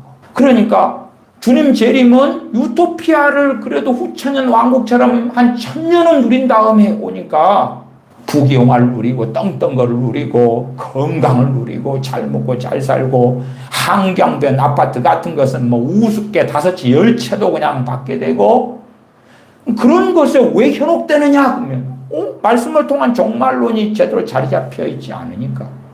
왜 대한민국 사람들이 크리스찬들이 더 잘 먹고 잘 사는 걸 바라보고 원하고 갈망하고 그렇게 되지 않을 것 같고 경제 성장이 떨어지고 부동산이 올라가고 집 한 채 한강변 아파트 못 가지게 될 것 같으니까 절망하고 탄식하고 그러느냐. 그들이 바라보는 건 세상이니까. 한쪽에는 야, 예수님 믿고 난 다음에는 세상은 너무나 아름다워질 것이고 내 인생은 너무나 복되고 너무나 신나고 너무나 맛있는 것 좋은 것 가지고 누리고 행복하고 그렇게 살다가 천국에 들어갈 것이야 라는 잠정적인 후천년 왕국 같은 걸 갈망하니까 그래요. 그래서 신사도들이 주장하는 그런 후천년 왕국 같은 대부흥을 통한 대추수를 통한 아주 기가 막힌 세상에 올 것을 사실은 뱃속에 바라보니까 그러한 애언이다, 그러한 계시다, 그러한 하나님의 음성이다, 그러한 꿈과 환상이라는 것과 만나서 반응을 하는 거예요. 플러스 마이너스가 반응을 하는 것처럼 쇳가루가 좌석에 달라붙는 것처럼 그렇게 자연스러운 현상이지 이상한 현상이 아니에요. 종말론같이 정말 많이 있는 말씀도 자세하게 주님께서 마태복음 등에 하시고 누가복음 등에 하시고 요한계시록은 얼마나 방대합니까? 그렇게 말씀하셨어도 잘 못 알아먹는데 구약에 조금 어쩌다가 조금 이사야서는 상당히 많이 나와 있긴 합니다만은 그러나 우리는 이사야 선지자의 사명을 알아요. 이사야 선지자의 사명에 대하여 주님께서도 증거했어요. 마태복음 13장 등에 너희는 보아도 보지 못하고 들어도 듣지 못하고 마음으로도 이렇게 깨닫지 못하게 그렇게 해라. 저 백성들로 하여금 들어도 듣지 못하게 해라. 보아도 보지 못하게 해라. 우리가 생각할 때는 이사야 선지자를 세우셨으면 보면 보고 들으면 듣고 깨닫고 회개가 터지고 그게 사명일 것 같잖아요. 그러나 그렇지 않아요. 그러한 이사야 선지자의 사명이야 성경에서 보지 않습니까? 그렇기 때문에 당시에 하나님의 백성이라고 하는 사람들이 하나님과 너무 멀어져 있으니까 주 예수 그리스도의 무수한 계시들을 증거하지만 그러나 그 정도의 계시 가지고는 백성들이 알아먹을 수 없고 깨달을 수 없고 오히려 왜곡하고 오해하고 그럴 수밖에 없는 그런 어리석음에 빠졌다. 어떤 아이가 고등학생이 됐어요. 그러나 초등학교 수학도 안 했어요. 중학교 수학도 안 했어요. 그 다음에 고등학교 수학을 가르치면 남 놓고 기억자도 알지 못한다는 것처럼 소경이 되고 말 것이에요. 그러니까 이스라엘의 영적인 상태가, 이스라엘의 신앙이 변질되고 악해지고 어리석어지니까 그들에게는 마치 유치원생에게 고등학교, 대학교 수학을 가르치는 것 이상으로 그들은 알아먹을 수 없는 것이 되고야 말하죠. 그래서 지나간 세대에는 사람의 아들들에게 알리지 아니했다. 보아도 보지 못했고 들어도 듣지 못했다. 선지자들이라고 할지라도 사실은 필연적으로 부분적일 수밖에 없었다는 거예요. 필연적으로. 정말 주님께서 이 마리아의 몸을 통해 성령님으로 잉태하여 사람의 몸을 입고 오셔가지고 그렇게 사실 거라는 거예요. 때로는 몫으로 살아오시다가 공생의 세월을 시작하시고, 그리고 성령님의 권능으로 귀신을 쫓아냈는데 이 귀신의 왕 바알세불이 집혔다고 모독을 당하고, 그런 걸 어떻게 상상을 하겠느냐 그 말이에요. 또한 극악한 강도들처럼 십자가에 매달려서 죽으실 것이라는 것을, 엘리엘리 라마 사박다니, 하나님의 버림받아서 죽으실 것이라는 것을 어떻게 상상할 수 있냐고 말이에요. 말씀을 통해, 계시를 통해 흐릿하게 보는 거예요. 이사야 선지자라도. 그러면 그런 부분에서는 지나간 세대, 이전 세대에는 사람의 아들들에게 알리지 아니하셨다 말씀하는 거예요. 때가 참의 아들을 보내셨고, 그리고 주님께서 친히 자신에 대하여 증거하셨고, 구약에 조금 흩어져 있는 말씀들을 모아서 사도들에게 가르쳐 주시고, 그래도 사도들은 주님의 부활 승천 이후에, 오순절 강림 이후에나 제대로 알게 되어지는 거예요. 그럼에도 전체 정말로 율법과 복음과의 관계에 있어서 바르게 깨달아가고, 또한 잘못된 할례자들을 따라가는 것에서 다 벗어나는 데는 쉽지는 않았을 것이다. 쉽지는 않았을 것이다. 그렇게 말씀을 드리겠습니다. 주님께서는 요한복음 10장 16절에 이 우리 안에 들지 아니한 다른 양들이 내게 있어 내가 인도하여야 할 터이니 저희도 내 음성을 듣고 한 무리가 되어 한 목자에게 있으리라. 이 우리에 들지 아니한 다른 양들, 이방인들이죠. 그들도 인도해야 된다. 그들도 내 음성을 듣고 한 무리가 되어 한 목자에게 있을 것이다. 이렇게 주님은 예언을 하시죠. 그러나 사실은 이러한 주님의 말씀을 사도들이 들어도 얼마나 이해할 수 있을까 하는 거예요. 별로 이해하지 못했을 거다. 이것은 너무나 신비한 말씀이어서 그들이 충분히 이해할 수가 없었다. 사도들이 충분히 이해할 수가 없었다. 칼빈 목사님은 주석합니다. 사실상 그들은 너희는 온 천하에 다니며 만민에게 복음을 전파라는 말씀이나 너희가 예루살렘과 온 유대와 사마리아와 땅끝까지 이르러 내 증인이되리라 하는 사도행전 1장 8절에 명령을 받은 후에도 그들이 동물과 같이 생각하던 이방인들을 하나님께서 부르신다는 데에 대해서 심히 두려워하고 움츠리고 말았다. 이방인들까지, 유대인과 사마리아도 불러야 돼. 땅끝까지 이방인들을 불러야 돼. 우리야 이제 너무나 놀랍고 복된 말씀으로 내 증인이 되리라 하는 사도행전 1장 8절의 말씀을 받지만, 당시의 사도들은 정말 당황스러운 주님의 명령일 수밖에 없었던 것이에요. 그 이유는 그리스도의 비밀이 그들에게 여전히 감추어져 있었기 때문이다.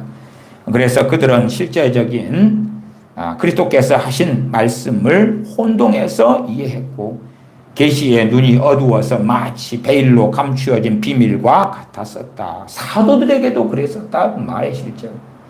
그러나 이제 결과적으로 사도들과 선지자들에게 성령을 통하여 그게 오픈되고 알려졌어요. 그러나 그것이 한순간에 그런 게 아니에요. 주님의 사도들이 주님께 부르심 받고 공생의 세월을 함께 했을 때에 3년 반의 공생애라고 합시다. 그러면 한 달 만에 그냥 모든 걸 알게 되고 다 깨닫게 되고, 공생의 세월 3년 반이 지나도 주님 죽으시고 부활하시고 승천하신 다음에도 알아가는 거예요. 깨달아가는 거예요. 그렇게 영적인 성장에는 많은 시간들이 소요되고 걸립니다. 그것들이 이제 전체 우리에게 완벽하게 계시로 주어진 말씀이 신약 성경으로 한다면 27권. 그리고 이 신약 성경에 성취된 걸 가지고 무엇을 해석해야 됩니까? 구약 39권을 해석해야 돼. 신사도 사람들이 많이 사용하는 성경 중에 하나가 이사야 성경이에요. 그러나 신약 성경의 빛을 가지고 이사야를 해석하기보다도 자기 마음대로 잘 어렵게 보이는 애매하게 보이는 성경 구절들을 가지고 자기들이 들은 음성, 자기들이 본 꿈, 자기들이 본 환상이 맞다 하는 증거로 성경을 우롱하고 조롱하는 가운데 하나님의 말씀을 멋대로 찢어서 자기 합리화하는 데 사용하는 많은 일들을 보고 있습니다. 그렇기 때문에 사도 바울이 복음을 감추어진 비밀이라고 말하는 것은 결코 터무니없는 말이 아닌 것입니다. 칼빈 목사님은 주석합니다. 자, 에베소서 2장으로 가겠습니다. 에베소서 2장입니다. 에베소서 2장 17절부터 22절까지 제가 읽습니다. 또 오셔서 먼데 있는 너희에게 평안을 전하고 가까운 데 있는 자들에게 평안을 전하셨으니 이는 저로 말미암아 우리 둘이 한 성령님 안에서 아버지께 나아감을 얻게 하려 하심이라. 그러므로 이제부터 너희가 외인도 아니요 손도 아니요 오직 성도들과 동일한 시민이요 하나님의 권속이라. 너희는 사도들과 선지자들의 터 위에 세우심을 입은 자라. 그리스도 예수님께서 친히 모퉁이 돌이 되셨느니라. 그의 안에서 건물마다 서로 연결하여 주 안에서 성전이 되어 가고 너희도 성령님 안에서 하나님의 거하실 처소가 되기 위하여 예수님 안에서 함께 지어져 가느니라. 이 에베소 2장의 본문을 읽은 것 가운데서는 오중사역에 대한 이야기로서는 가장 중요한 본문 중에 하나로 20절을 선택합니다. 20절을 다시 읽으면 너희는 사도들과 선지자들의 터 위에 세우심을 입은 자라. 그 너희가 에베소 교인들이죠. 에베소 교인들. 그들이 사도들과 선지자들의 터 위에 세우심을 입었다. 그러면 에베소 교인들은 신약 성경을 별로 안 가지고 있었죠. 그러나 당시에 사도들이 있었죠. 사도 바울 같은 이가 있었죠. 그들의 사역을 통하여 그들이 증거한 말씀을 통하여 사도들과 선지자들의 터 위에 세우심을 입었다 그러는 거예요.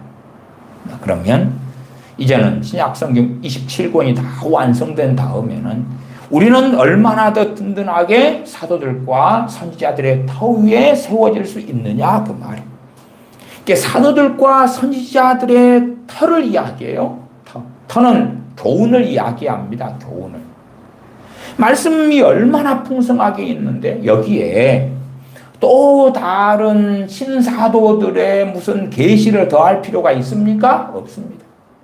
여기에 또 다른 신사도에 속한 선지자들의 계시를 더할 필요가 있습니까? 없습니다. 없어요. 저는 여전히 성령님의 애언 은사가 존재하고 지식의 말씀, 지혜의 말씀, 병 고치는 은사, 방언 은사, 방언 통역의 은사, 영분별 함의 은사, 능력 행함의 은사 등등이 있다는 것을 인정하고 또한 저는 성령님의 여러 은사들을 받은 사람입니다. 그러나 그 성령님의 은사들이 말씀을 절대 대체하는 게 아닙니다. 성령님의 은사들을 통하여 참된 교회로 참된 하나님의 자녀로서 하나님의 말씀을 이루기 위하여 존재하는 거예요. 내가 그리스도인의 삶을 살아가는 이 인생 여정을 걸어가는데 성령님 은사가 도와주는 거예요. 도와주는 거예요. 서로 사랑하라 했는데 사랑하려니까 무능력해요. 무능력해. 많은 부분에 있어서 내 한계를 시험하게 되는 일도 많고 한계를 넘는 일도 많아요.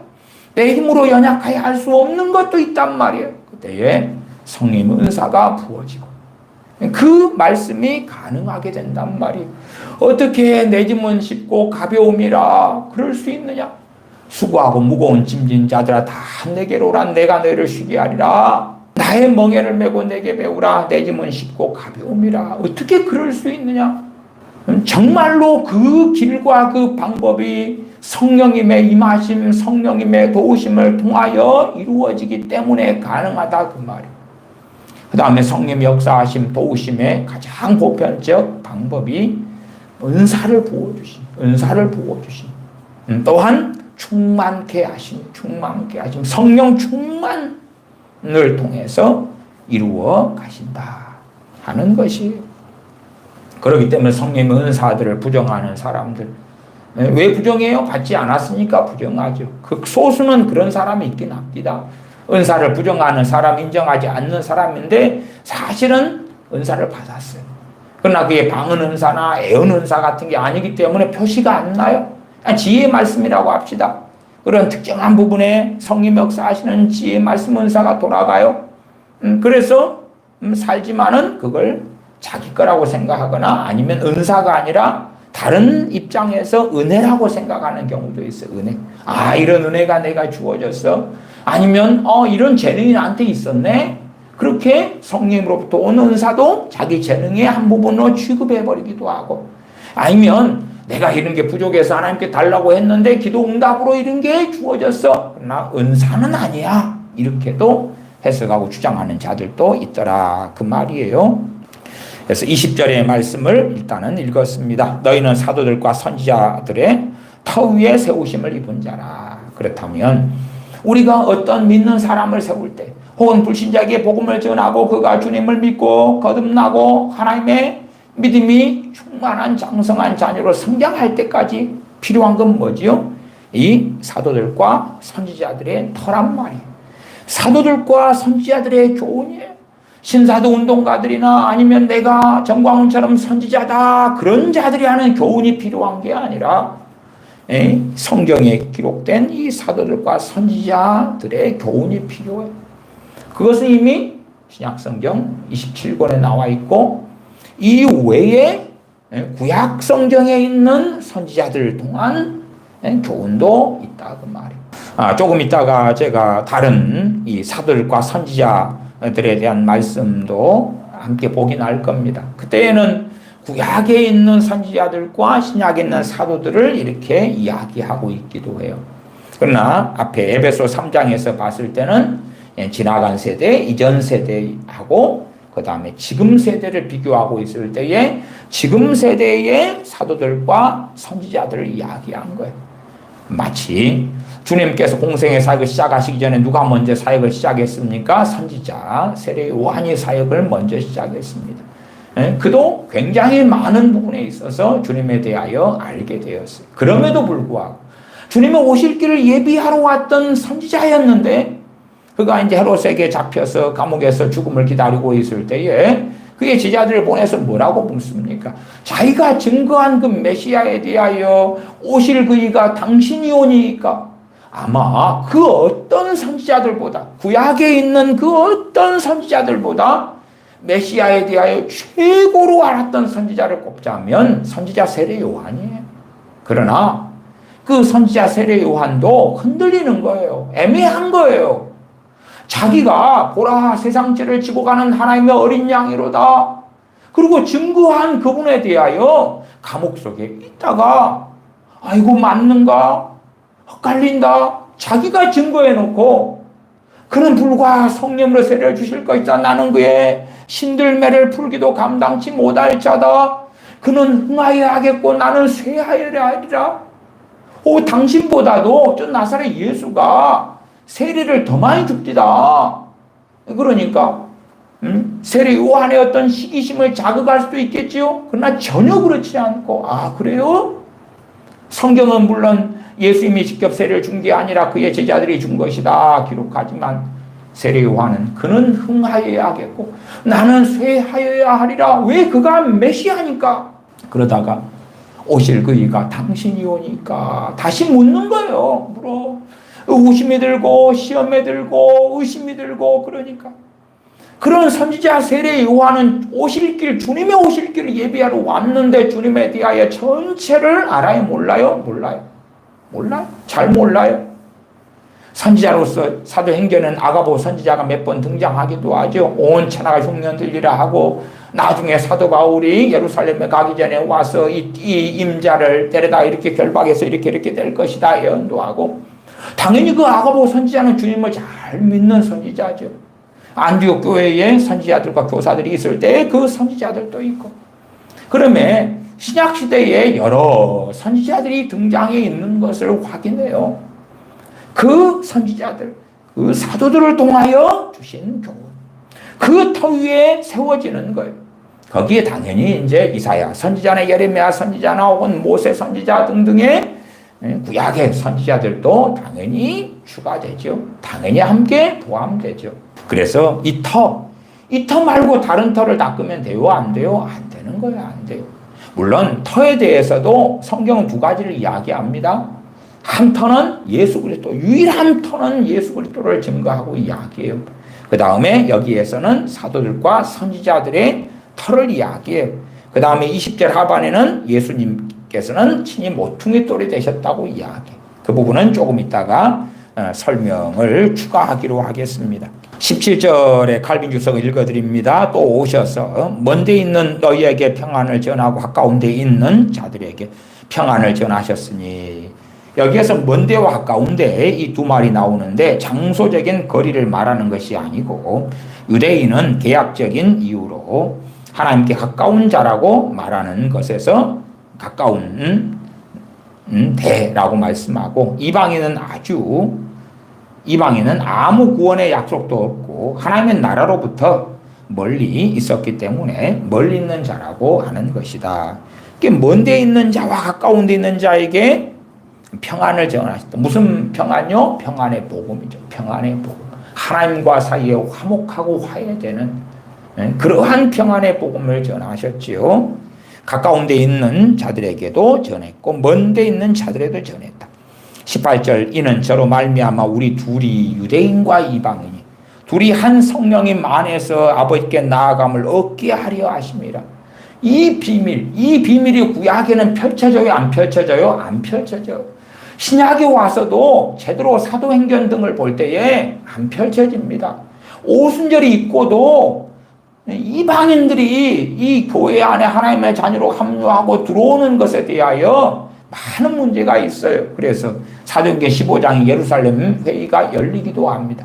예루살렘 교회의 회의가 열려요. 그래서 이방인들에게는 어떻게 할까? 모세 율법이나 할례나 결례나 절기나 안식일이나 뭘 어떻게 할까? 뭘 지키고 무엇을 지키지 말라고 하지 하고 한참 의논하고 결론을 내려가지고 서신을 보내는 것을 확인할 수가 있어요. 그렇게 쉽지 않아요. 물론 그렇게 이방인 믿는 자들에게는 서신을 보내놓고 너희는 그 정도로 해라. 그러나 우리는 철두철미하게 안식일 지키고 우리는 절기 지키고 우리는 여전히 성전에 가서 제사도 지내고 우리는 결례도 하고 할례도 부지런히 행하고 그렇게 할 거야. 사실은 그렇게 남아있었어요. 그렇게. 너희는 그 정도로 해. 그래서 어떤 면에서 이방인 믿는 너희들은 2등급, 3등급 그런 신자인 거고 우리는 모세의 율법을 열심히 지키고 예수님도 믿고 그래서 최상의 1등급 신자야. 그런 식으로 남기를 원했다 그 말이에요. 그러지 그 성령의 감동으로 이렇게 이방인들은 목매어 죽은 것이나 음행을 삼가고 막 그런 것들 하라 조심하라 그러죠.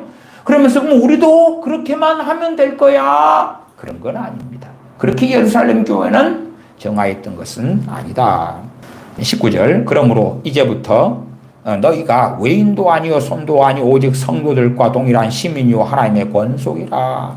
이방인 믿는 에베소 사람들에게 이렇게 말하며 이건 정말 비밀이고 놀라운 것이죠.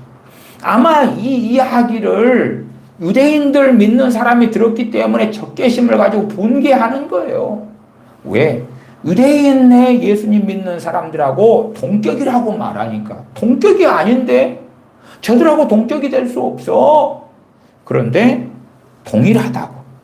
오직 성도들과 동일한 시민이요 하나님의 권속이라. 20절, 너희는 사도들과 선지자들의 터 위에 세우심을 입은 자라. 그리스도 예수님께서 친히 모퉁이 돌이 되셨느니라. 20절, 21절 부분의 칼빈 주석의 내용을 제가 좀 읽어드리겠습니다. 그들이 사도와 선지자들의 교훈의 터 위에 세움을 입었다는 것입니다. 이로써 우리는 어느 것이 참된 교회인가 아니면 거짓 교회인가를 분별할 수 있게 되었습니다.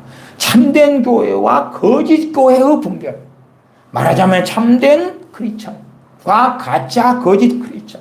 아니면 진짜 사도와 가짜 사도, 진짜 선지자와 가짜 선지자, 진짜 목사와 가짜 목사, 진짜 복음 전하는 자와 가짜 복음 전하는 자, 혹은 진짜 치유사역자와 가짜 치유사역자. 진짜 목사와 가짜 목사, 진짜 교사와 가짜 교사, 진짜 성도와 가짜 성도. 네, 구분이 이러하다. 이것은 매우 중요한 일입니다. 지금 우리 시대에서도 볼 수 있는 일이지만 부당하게 거짓 교훈으로 교회의 명칭을 참칭한 자들일수록 오히려 야단스럽게 교회의 이름을 스스로 자랑하고 있는 것입니다. 이단들도 다 교회 이름 쓰잖아요. 하나님의 교회라든지 복음 무슨 교회 어쩌고 저쩌고 다 갖다 써.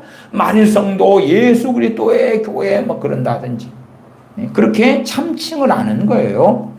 그래서 우리가 그러한 데 잘못 이끌리지 않도록 하기 위해 사도 바울은 어떤 것이 참된 교회의 표시인가를 여기에서 지적하고 있는 것입니다. 여기 터라는 말은 사도들과 선지자들의 터 그랬는데 여기에 터라는 말은 틀림없이 교훈에 관하여 언급된 것입니다. 왜냐하면 사도 바울이 언급한 것이 가르치는 직무를 가진 자들과 하나님의 교회를 세우도록 하나님께서 임명한 자들에 대하여 언급하고 있기 때문입니다. 그래서 사도 바울은 교회의 신앙은 이 교훈을 터로 삼지 않으면 안 된다는 사실을 가리키고 있습니다. 사도들과 선지자들을 통하여 주신 교훈을 중심으로 또한 모든 것을. 왜? 사도들과 선지자들 누구의 말씀을 전했습니까? 우리 주 예수 그리스도의 말씀. 전능하신 아버지께로부터 온 말씀을 전했어요. 그것이 전부 다가 되지 않는다면 안 되는 거예요. 자기의 꿈을 가지고 전해 증거해. 물론 그런 것을 가지고도 뭘 할 수 있어요. 그러나 그것은 하나님의 말씀을 바르게 세우기 위한 그러한 도구로, 그러한 예제로, 그러한 예화로 사용할 수 있다고 말이에요. 그것까지는 말리지는 못해요. 그러나 오히려 자기가 받은 뭔가의 소위 계시라고 주장하는 것, 하나님의 음성이라고 주장하는 것, 꿈 환상이라고 주장하는 것을 뒷받침하는 데 성경을 사용해버린다? 그렇다면 그 사람은 스스로 미혹된 자인 것을 입증하는 그러한 완악한 자인 거지요. 엄격히 말하면 그리스도만이 전체 교회를 지원하시기 때문에 유일한 터는 그리스도 예수님이 되십니다. 여기에서는 20절 하반에는 예수님께 친히 모퉁이들이 되셨다. 그러고 20절 상반에는 사도들과 선지자들의 터라고 이야기하죠. 그러나 주님께서만이 진실로 유일한 터가 되신다. 그것은 고린도전서 3장 10절과 11절에 있습니다. 고린도전서 3장 10절과 11절 찾아보십시다. 제가 읽겠습니다. 고린도전서 3장 10절 11절입니다. 내게 주신 하나님의 은혜를 따라 내가 지혜로운 건축자와 같이 터를 닦아둠에 다른 이가 그 위에 세우나 그러나 각각 어떻게 그 위에 세우기를 조심할지니라. 이 닦아둔 것 외에 능히 다른 터를 닦아둘 자가 없으니 이 터는 곧 예수 그리스도라. 그러니까 터에 대해서 말씀하면 이게 하나의 말씀만 있는 건 아니에요. 문맥에 따라서 터가 뭘 이야기하는지 의미를 살펴봐야 된다. 그 말이. 정말 유일한 터는 예수 그리스도시다. 그러면서도 우리 주님께서 친히 모퉁이 돌이 되셨다. 말씀하고 있어요. 그 다음에 사도들과 선지자들의 터 그럴 때 그 터는 문맥적으로 교훈이 된다. 그 교훈이 어디에서 왔느냐? 신약의 기준으로 한다면 예수 그리스도께로부터 왔다. 예수 그리스도께로부터 왔다. 계속 읽어갑니다. 그리고 그리스도만이 믿음의 규정이요 표준이십니다. 그러나 교회가 그리스도의 터 위에 세워지게 되는 것은 그리스도의 교훈을 전파함에 의해서입니다. 그렇기 때문에 선지자나 사도를 숙련된 건축기사라고 부를 수도 있습니다. 사도 바울이 선지자들과 사도들로서 그리스도 위에 교회를 세우는 일 외에 어떠한 일도 하려 하지 않은 것은 그 때문입니다. 그러니까 사도 바울이 선지자들과 사도들로서 그리스도 위에 교회를 세우는 일 말고는 어떠한 일도 하지 않으려고 했다. 이것을 모세로부터 시작해서 살펴보아도 잘못된 것이 없다는 것을 알 수가 있습니다. 왜냐하면 우리 주님께서는 율법의 마침이시고 친히 복음의 전부가 되시기 때문입니다. 우리가 성경을 충분히 사용하려고 한다면 그 모든 것을 그리스도와 연관을 짓지 않으면 안 됩니다. 또 이 본문에서는 우리가 어디서 하나님의 말씀을 찾을 것인가 하면 선지자들과 사도들에게서 찾아야 한다는 것을 가르쳐주고 있습니다. 그렇기 때문에 신사도들이나 신사도들에 속한 자들이 아니어도 자칭 내가 하나님께 세운 목사다, 선지자다, 누구다, 계시를 받았다, 음성을 들었다.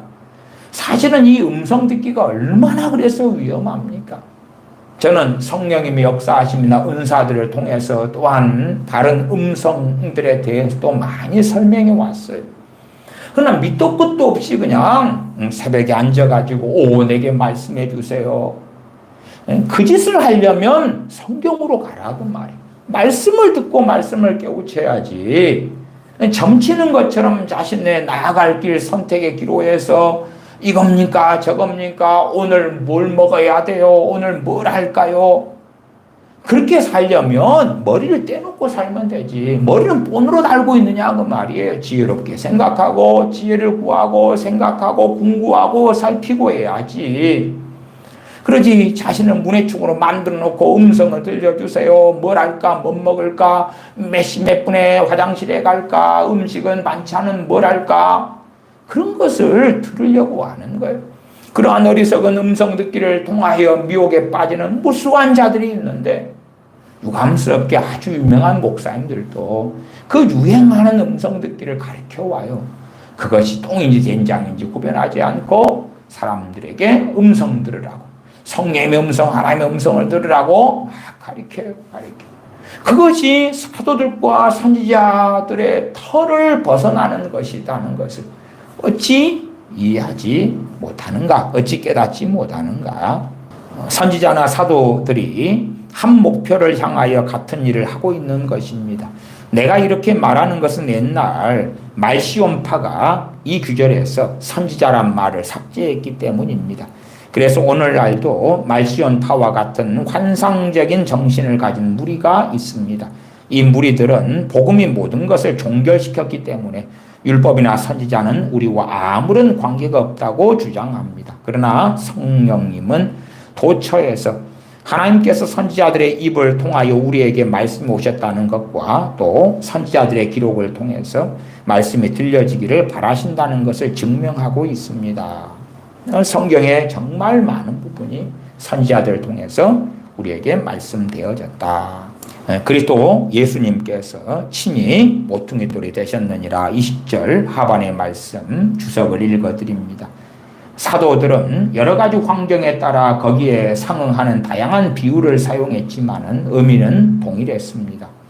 불변의 요인은 그리스도 외에는 다른 터를 능히 닦을 수 없다는 사실입니다. 그러므로 사도 바울이 여기서 말하고자 하는 의도는 그리스도가 단순한 터의 한 모퉁이나 혹은 한 부분에 불과하다는 뜻이 아닙니다. 그렇게 되면 자가당착에 빠지고 맙니다. 사도 바울은 유대인과 이방인이 동일한 영적 건물을 세우기를 원한 것이고 이 유대인과 이방인은 마치 분리되어 있는 두 벽과 같으나 사도 바울은 벽 모퉁이 가운데 그리스도를 놓음으로 둘을 하나로 결합시킨 것인데 이것이 바로 이 비유의 요점인 것입니다. 주님께서 모퉁이돌이 되셨다. 그러나 본질적으로 주님은 터예요. 터. 유일한 터. 온전한 터, 유일한 터입니다. 주님의 터 위에서만 그 누구라도 설 수 있고 다른 터 외에는 주 예수 그리스도라는 터 외에는 결코 아무도 구원받을 수 없고 하나님 앞에 설 수가 없다. 그러나 여기에서는 주님께서 유일한 터이신데 모퉁이돌이 되셨다라고 사도 바울이 비유한 이유에 대하여 주석하고 있는 것입니다.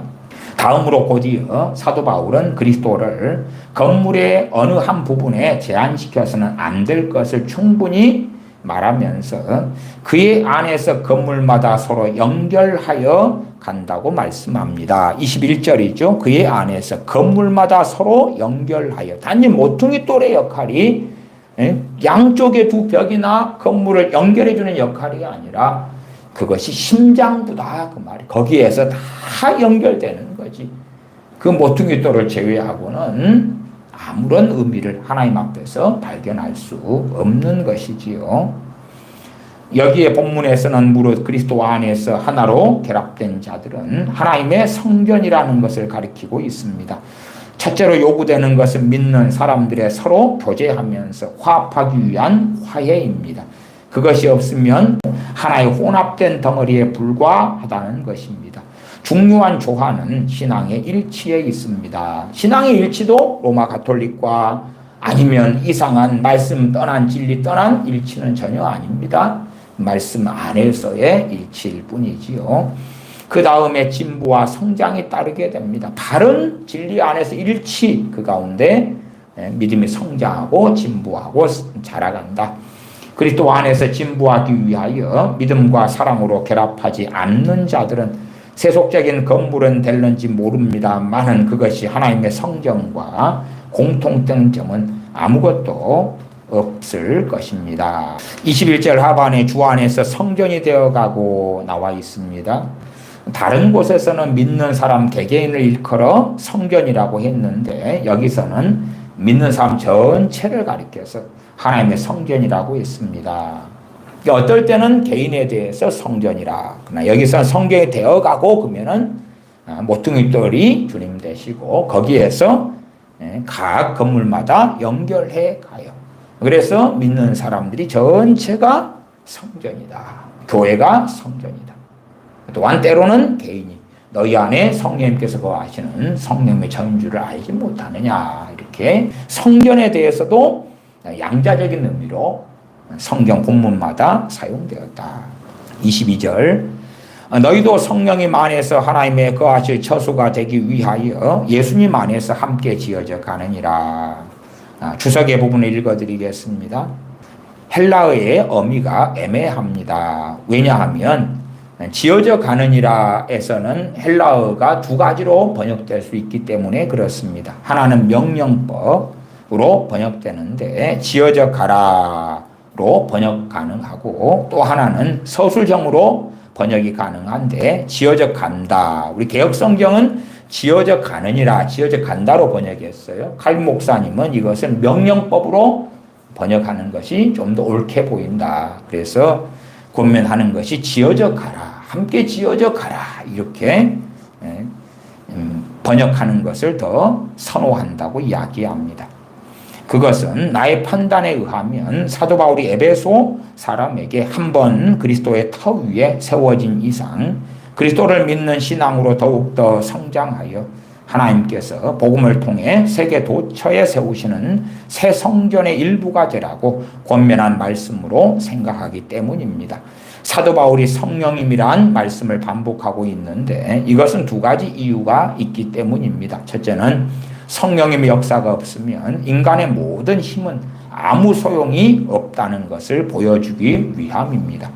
두 번째는 다른 모든 외적인 것들이나 유대적인 방법 대신에 영적인 방법, 성령님을 통한 방법만이 유일하게 하나님 앞에서 하나 되는 그 믿음을 가질 수 있기 때문에 그러합니다. 베드로후서 3장 1절 2절만 보고 말씀 마무리하겠습니다. 베드로후서 3장 1절 2절 함께 찾아 읽습니다. 베드로후서 3장 1절 2절 제가 읽습니다. 사랑하는 자들아, 내가 이제 이 둘째 편지를 너희에게 쓰노니 이 둘로 너희 진실한 마음을 일깨워 생각하게 하여 곧 거룩한 선지자의 애언한 말씀과 주되신 구주께서 너희의 사도들로 말미암아 명하신 것을 기억하게 하려 하노라. 이 사도 베드로조차도 무엇을 위하여 이 성경을 기록합니까? 2절로 간다면 곧 거룩한 선지자들의 애언한 말씀. 내가 선지자니라, 내가 사도니라. 그러니까 내 말을 들으라가 아니고 거룩한 선지자들의 애언한 말씀. 그 다음에 주되신 구주께서 너희의 사도들로 말미암아 명하신 것.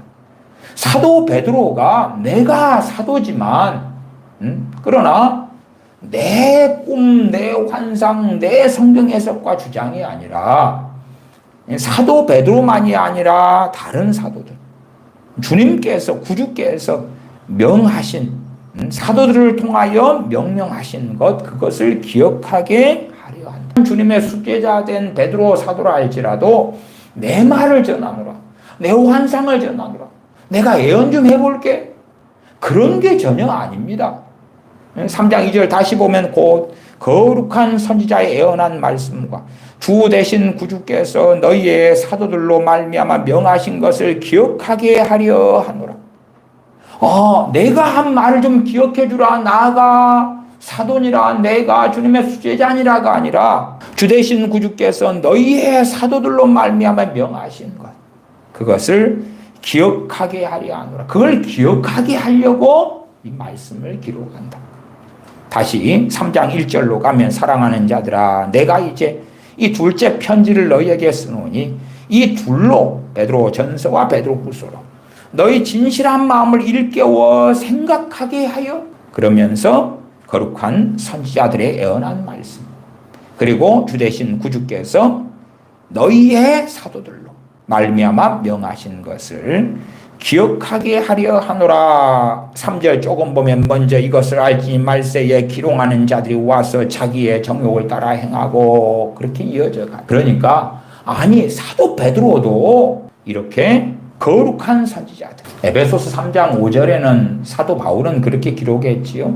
그의 거룩한 사도들과 선지자들 그랬는데, 아마도 이제 베드로 사도는 자기가 사도에 포함되기 때문에 자기가 포함된 사도들에게는 거룩한 사도들을 이하는 데서 거룩한을 뺐고, 선지자들에게는 거룩한 선지자들, 선지자인데 복수가 되겠죠. 거룩한 선지자들, 그리고 사도는 주 대신 구주께서 너희의 사도들로 말미암아 명하신 것을 기억하게 하려 하노라. 정말 사도든 선지자든 참된 하나님께서 세우신 종이라면 어떠한 길을 걸어가야 되고 무엇을 증거해야 되는가? 무엇을 증거해야 되는가? 전에 58살로 돌아가신 TV 조슈아 목사님 같은 경우는 전 세계에서 크루세이드 집회 등을 하면서 많은 병을 주님의 이름으로 고치고 주님의 이름으로 귀신을 쫓아내고 막 그렇게 했습니다만은, 그러나 그가 임마누엘 TV 같은 걸 통해서는 많은 예언들을 해요. 많은 예언들. 하나님의 말씀을 증거하는데 창념하기보다도 내가 선지자다, 미국을 향하여 예언 좀 해볼게, 코로나에 대해서 예언을 해볼게, 한국을 대하여 예언을 해볼게, 올해 예언을 해볼게, 전 세계 국제 정세를 예언해볼게, 별 예언들을 하는 거예요. 그러나 그 예언들이 얼마나 많이 유감스럽게도 틀리고야 말았는가. 그래서 그가 58살로 인생이 갑자기 그냥 마감되고 맙니다. 그는 아프리카에 뭘 세우고 어디에 뭘 하는 많은 계획을 했어요. 제가 그분의 59살 생일 되기 며칠 전에 인생이 마감돼요.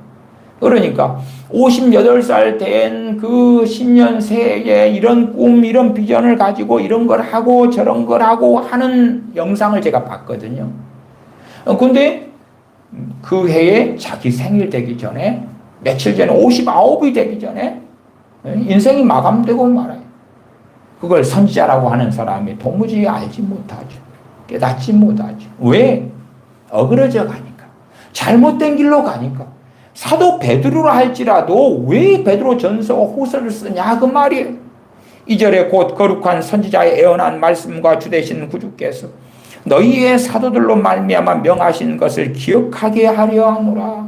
저는 TV 조슈아 같은 목사님을 하나님께서 아예 더 어긋나서 지옥에 떨어지기 전에 그를 부르셨다, 그렇게 믿고 싶습니다. 그렇게 믿고 싶어요. 주님의 이름으로 정말 많은 일들을 행했어요. 그가 어긋났고 어리석은 일들을 많이 행했기 때문에 그는 처음부터 마귀의 사람이야, 적그리스도의 사람이야, 저는 그렇게 이해하지는 않습니다. 그러나 자기의 길을 많이 떠났기 때문에 정말 자기가 많은 걸 계획하고 계획했는데 그 계획은 순식간에 다 물거품이 되고야 말았지. 왜 그의 초점이 거룩한 선지자들의 예언한 말씀과 주 되신 구주께서 사도들로 말미암아 명하신 말씀들에 창념하지 않고 그것을 증거하는데 그의 설교, 그의 메시지, 그의 삶을 드리지 않았기 때문에 그래요. 병을 고치는 것도 너무 귀하고 귀신을 쫓아내는 것도 너무 중요합니다. 그러나 그보다 더 중요한 것이 사도들과 선지자들을 통하여 증거하신 주님의 교훈이다. 하나님의 말씀이다. 그것은 절대 부인할 수 없다는 것을 주님의 수제자인 베드로 사도가 베드로후서 3장 1절 2절에 너무나 명확하게 증거하고 있는 것입니다. 그렇기 때문에 지금의 신사도 운동가들, 사도다, 선지자다, 자칭 또한 선지자라는 많은 자들이 일어났는데 그들이 잘못되고 그들이 참된 교회나 참된 하나님의 백성이 아니라는 것이 너무나 명백하게 증명이 된 거죠. 입증이 되고야만 것이다 말씀을 드립니다. 기도하겠습니다. 유일한 우리의 모든 온전한 터가 되시는 우리 주 예수 그리스도를 찬양합니다. 또한 주님께서 사도들과 선지자들을 통하여 명령하신 교훈들에 우리가 장념하여 주님을 알아가며 닮아가며 주님을 믿는 것 아는 일이 하나가 되어 장성한 그리스도의 분량까지 이르러가는 복된 자녀들이 되게 하여 주시옵소서. 어린아이가 되어서 교훈의 풍조에 밀려 요동치는 그러한 파도 같은 바닷물결 같은 어리석은 자녀들이 되지 않도록 깨어서 하나님 말씀에 창념하여 그리하여 온전한 믿음으로 주님과 동행하는 복된 자녀들이 되게 하여 주시옵소서. 우리 주 예수님의 이름으로 기도하옵나이다. 아멘.